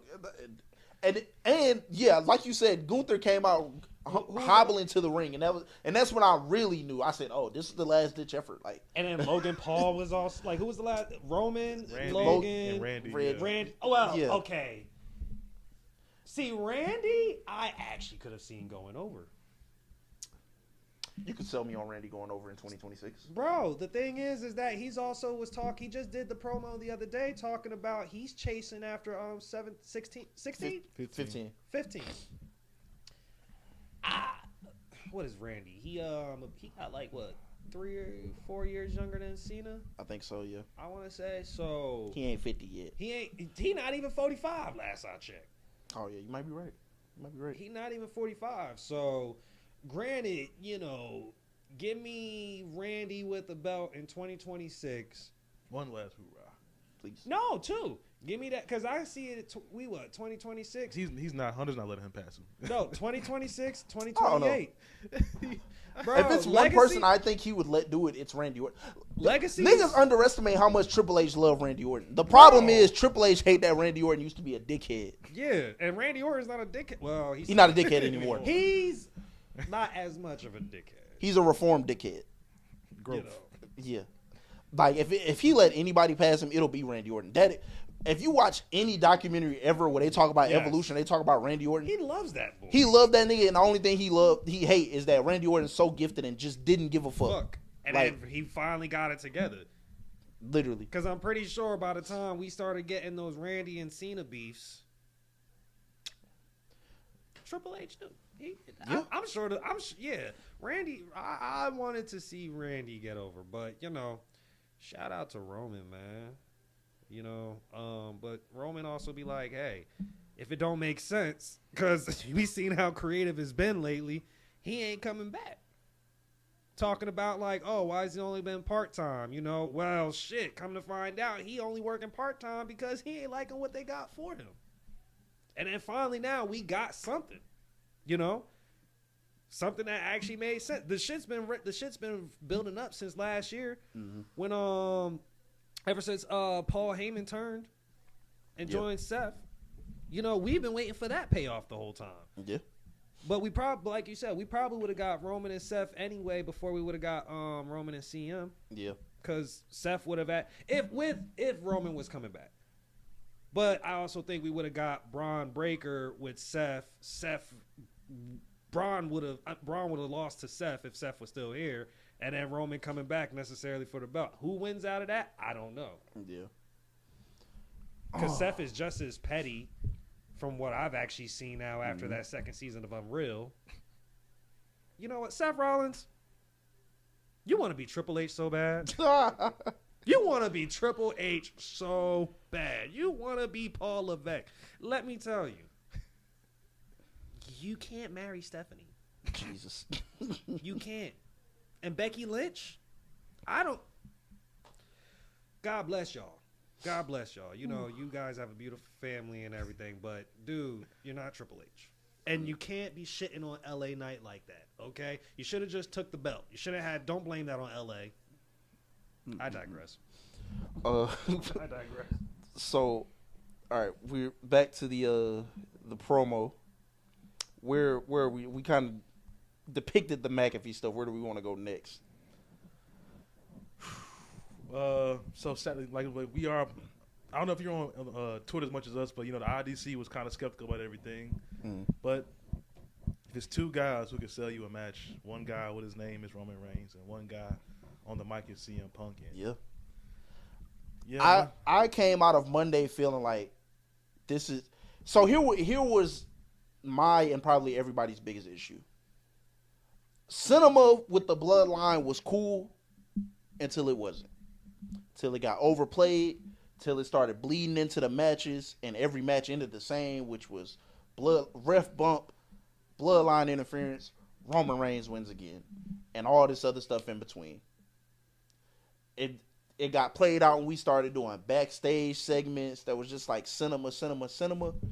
My biggest concern with Roman Reigns, aside from showing up to work, is the fact that everything got to be cinema and it got to be done Roman Reigns' way.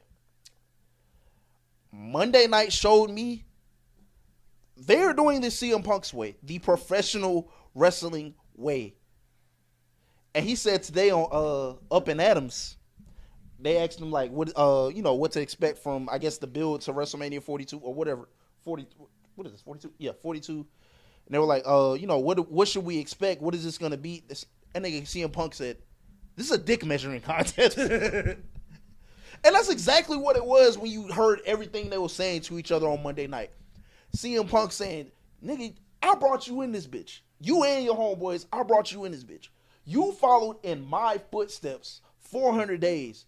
Nigga, ask Drew McIntyre what happened to him last time he talked to me crazy. They ran out of staples putting his dumb ass back together." Direct quote, by the way. Drew McIntyre, stand the fuck up. Please. Because I was in Atlanta when that shit happened to you too, and I ain't gonna lie. They beating your ass, bro.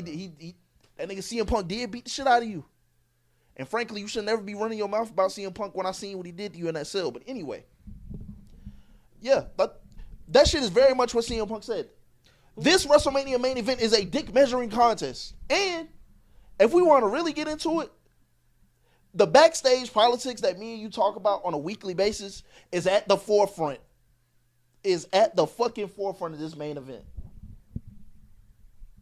Do y'all be watching those animated shorts of CM Punk like talking about his stories?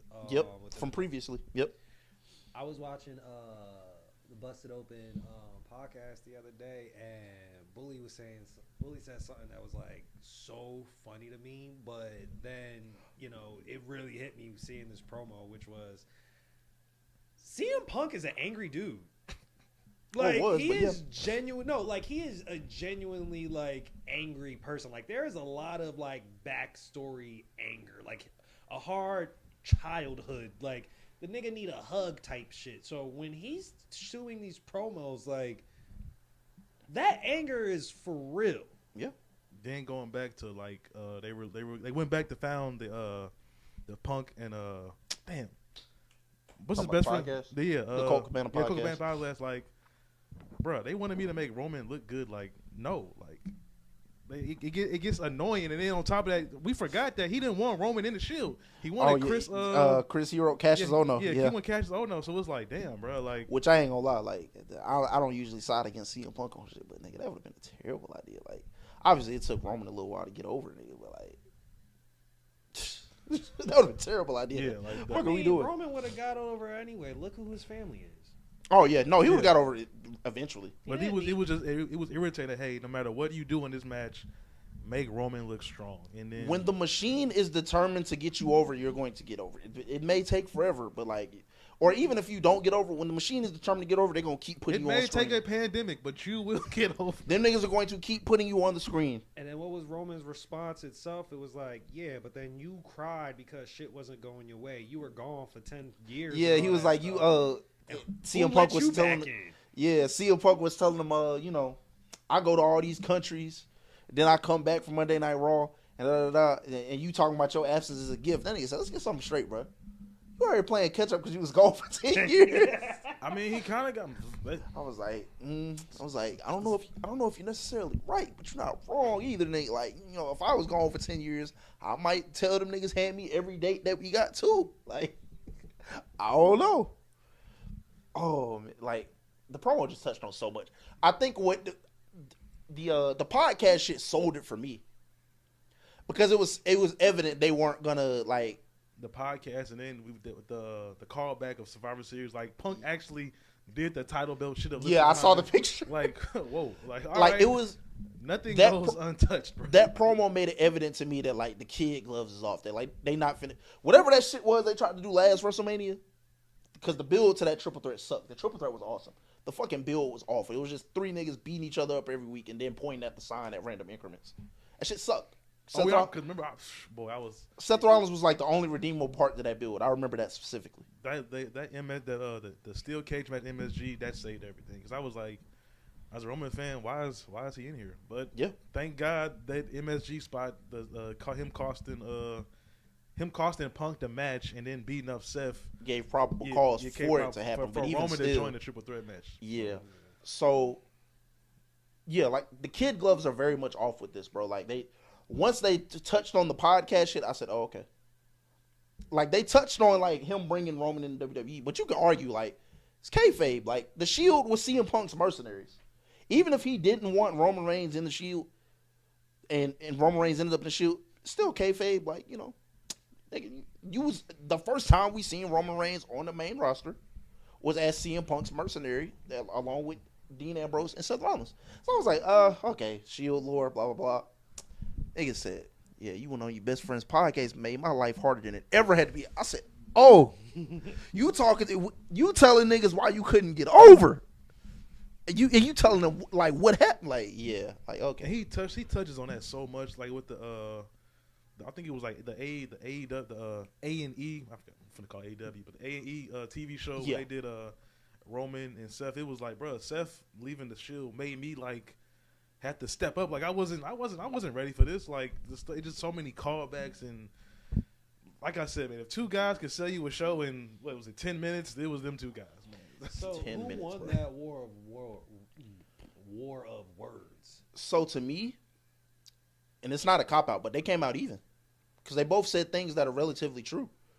One being like the 400-day reign versus like the 1300-day Roman Reigns title reign. Like, yeah, I did it first, and just because you did that shit for 1300 days, don't mean you did it better. And that's a real argument. Because the first few years of Roman Reigns' title reign, I was feeling it. We was getting quality matches. Like it's some bangers in there in the early portion of it. Like he had some shit against Daniel Bryan. He had the triple threat with Daniel Bryan and Edge. He had a match against Cesaro. Some stuff with Kevin Owens. But then we get to like the later part where he shouldn't have even been champion after WrestleMania 39, and we get a couple stinkers. Like people don't necessarily look at that Fatal 4-Way at the Royal Rumble very fondly. Yeah. Nigga disappeared after WrestleMania 39, actually, now that I'm thinking about it. The Jey Uso match at SummerSlam in Detroit wasn't very good. Like, that is a very real talking point. Like, yeah, you had 1,300 days, and yeah, that shit gonna look cool on the stat sheet. But if I go look at CM Punk 400-day title reign, I might favor it a little bit more than I favor your 1,300-day one. That's real. CM Punk, you was gone for 10 years. I've been here when people didn't necessarily, in that same John Cena-esque way, I've been here when people didn't necessarily fuck with me and didn't want me on their screens, but I was doing it anyway. We was here for like him going back to him himself. I was here for the hard times. You was shitting on us every time somebody put a microphone. Yeah, every time somebody asked you if you was coming back, it was fuck you, fuck them, all this. Like, I'm never coming back. Like, shit is real. Everything they touched on in that promo is real. Even and again, Drew McIntyre, you need to stand the fuck up. Even the part where this nigga, you and your sword better be, you better cut somebody in half Friday night. Dog, even the part where that nigga told you like, I could choose you because I'm the biggest star. You the biggest star available, but nigga, I hate you. Like, I fucking hate you. And I don't know if he actually hate that nigga. He probably do. Like I said, backstage politics in WWE is like crazy right now. Like I said, with the right amount of money, I'll work with anybody. Oh, and that so I don't know which Paul he was talking about in that in that part of the promo. You know who he was talking about. I don't know if he was talking about Heyman. You know who he was talking about. I don't know if he was talking about Levesque. Double entendre. But he said, "Don't ask me how." Now I want to make something clear because a lot of people might like misconstrue what he said. He said when you came back a couple years ago, who you think signed off on this shit? He didn't necessarily get CM Punk his job back. I want to make that very clear. Like, if a nigga wanted to hire CM Punk, they would have hired him. But I think they did go to him and say, like, at some point, you are going to have to work with this nigga. They for sure asked him himself. Like, if anybody, yeah, they did probably go up to them and say, like, at some point, y'all are going to have to work a program with him. Is that okay? And that's what it was. And granted, I'll give him this. maybe what it was let's just say hypothetically, because the people who I think might hate CM Punk the most that I know of, Roman Reigns, Seth Rollins, Drew McIntyre, Kevin Owens. Legitimately Kevin Owens, by the way. That nigga's friends with the Young Bucks. If you saw they segment last year when they was in the ring there, Kevin Owens do not like that nigga. He terrible. You could tell him and Cody Rhodes have the worst poker face in WWE. You can tell when the niggas don't like somebody. Kevin Owens does not fuck with CM Punk. That shit where he was knocking shirts off the table on TV, not a fucking joke. Does not like that nigga. So those 4 people. While I don't necessarily think Roman Reigns had final say so and like, all right, we're not gonna hand him this contract if you don't. But I do think maybe they walked up to them 4 and said like, what do you think? What do you think? What do you think? What do you think? How much? And if 3 of them niggas had said no and only one of them said yes, maybe we don't see CM Punk in WWE right now. Wait, but don't you think John would also have a say in it too? John and CM Punk are friends. Exactly. I feel like if anyone, But also, John definitely probably, if anyone got CM Punk back with like, he would have had. Fuck what listen, Ake's gotta say. If John was talking about getting CM back, listen, he would have had.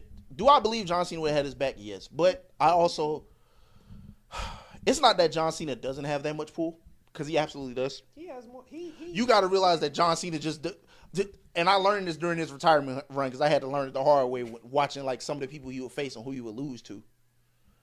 That nigga come to work and do what he told, bro. John Cena come to work and do what he told. Right, That's it. The fact that he didn't even, that wasn't even him and AJ. That wasn't even John's move. That was them. It was just John be like, all right, just let me get him hyped just for like 10 minutes. Just give me like 10 minutes. Like, bro, like like that nigga John. That's the only thing. He is my GOAT undisputedly. That is the only thing I hate about this nigga. Like, you need to walk. It's too late now, but like, you need to walk in the room and tell these niggas, I'm John Cena. This needs to happen. And I know he's done it in the past, but like, I think he said like, I think when it comes to matches, he really just doesn't do the shit. But like them niggas, apparently he was supposed to beat Brock Lesnar at WrestlePalooza. Brock didn't let that happen.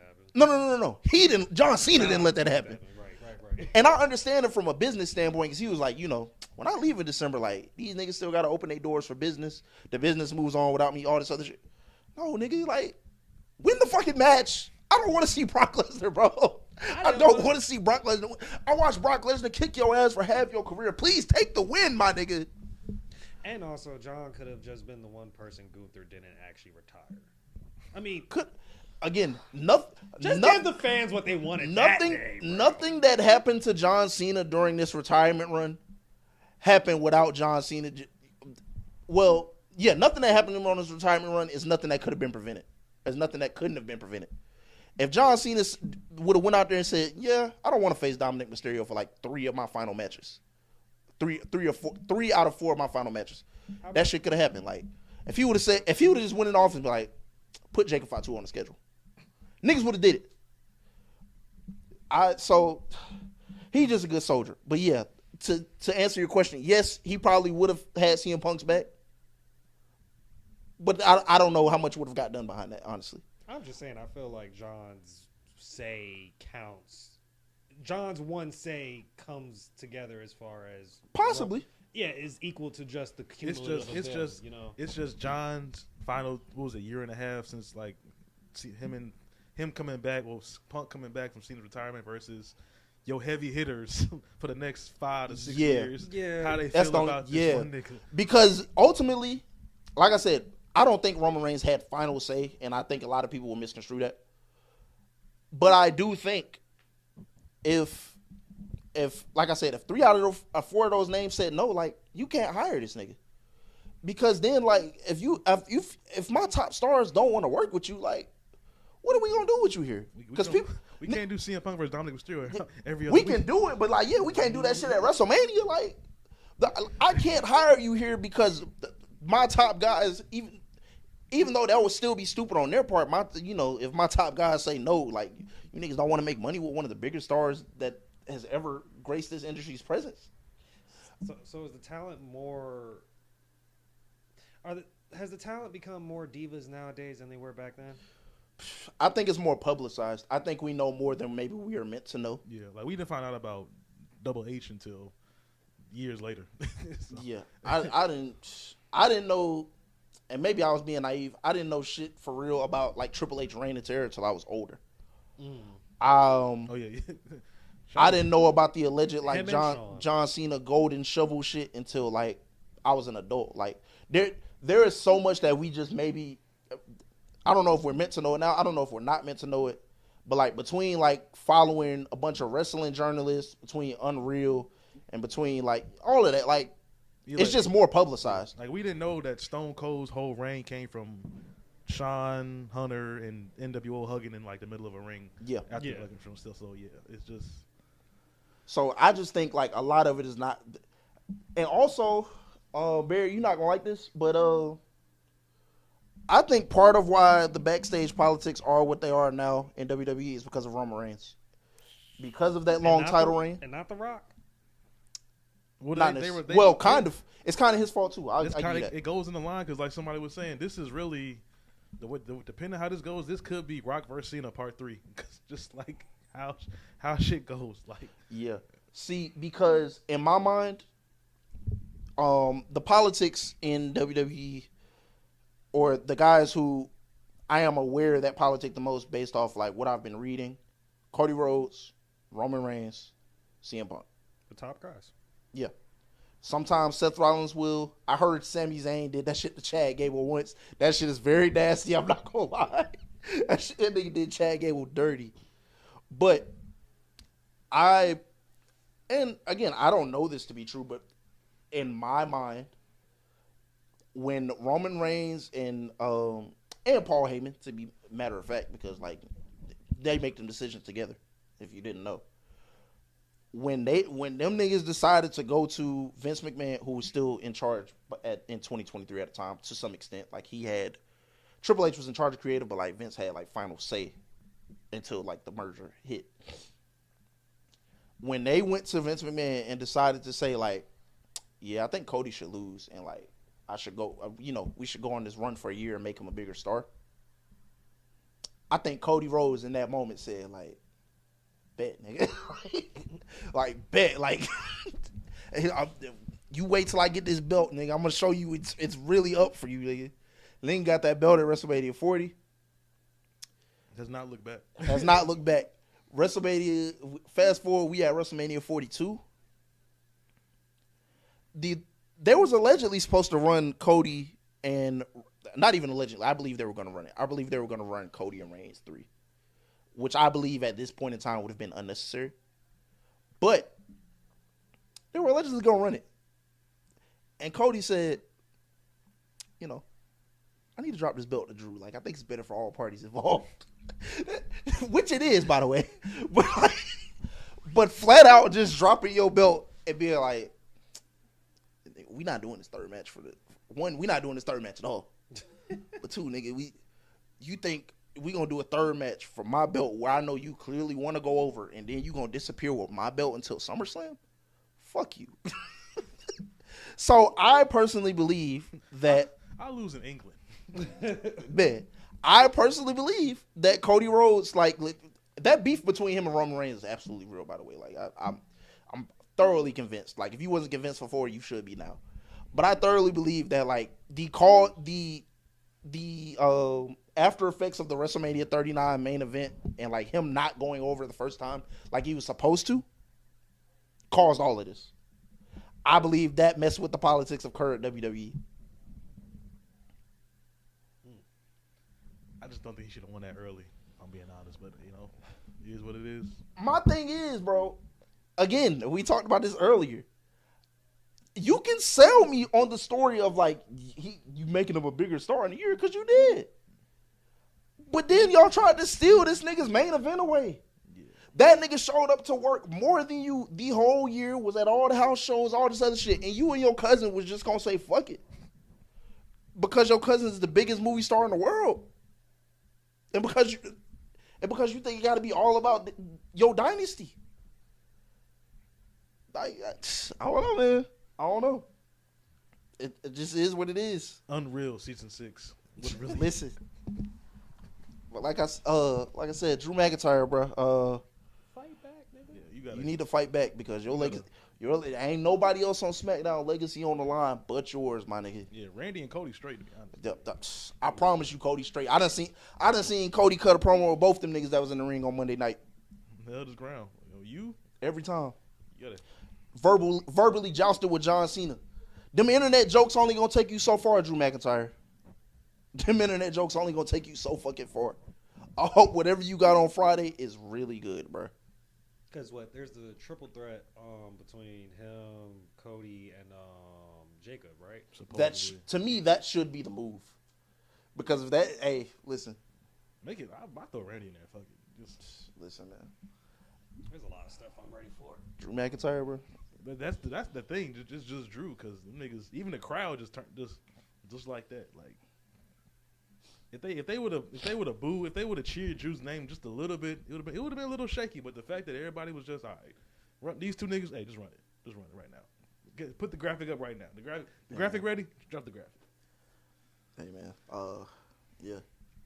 So we gonna talk about SmackDown on the very next episode. So Drew McIntyre, you got a legacy game on Friday, brother.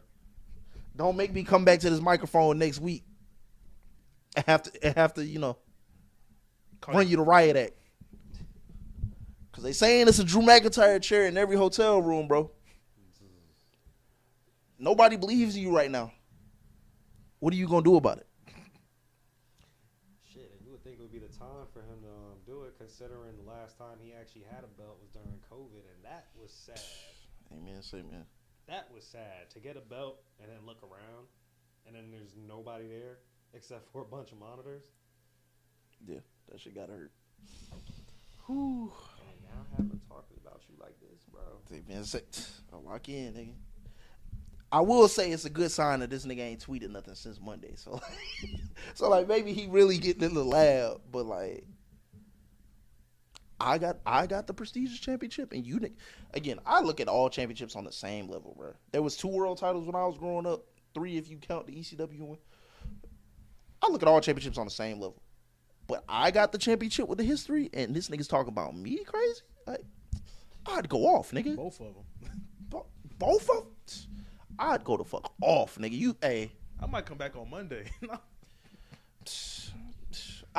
What? And let you fuck around, Drew, and lose that shit to that blood, nigga.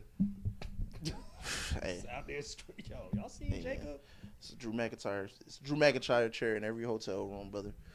But anyway, man, this has been episode 29 of the Off the Top Rope podcast, man. Special thanks to Russ again, man. Our very first guest ever. Definitely hope to do this plenty more times. For sure. It was a pleasure being here with you guys. Yes, sir. So next week we will obviously be back to our normal, or I don't know if it's next week or the week after. We're working out scheduling right now. But either way, we will be back to our normal review of Raw, review of SmackDown, any potential headlines that may come in the coming weeks, whatever the case may be. But yeah, man, great episode. Until then, we will see you next time for episode 30 of the Off the Top Rope podcast. We appreciate you. Oh shit, they looking for me, bro. I gotta go. We appreciate you. It's the boss man. Episode 30, episode 29 of the Off the Top Rope podcast. Like, We will share, see subscribe you. to the friend. TikTok, Instagram, Twitter, all that. We'll see you for episode 30. Peace.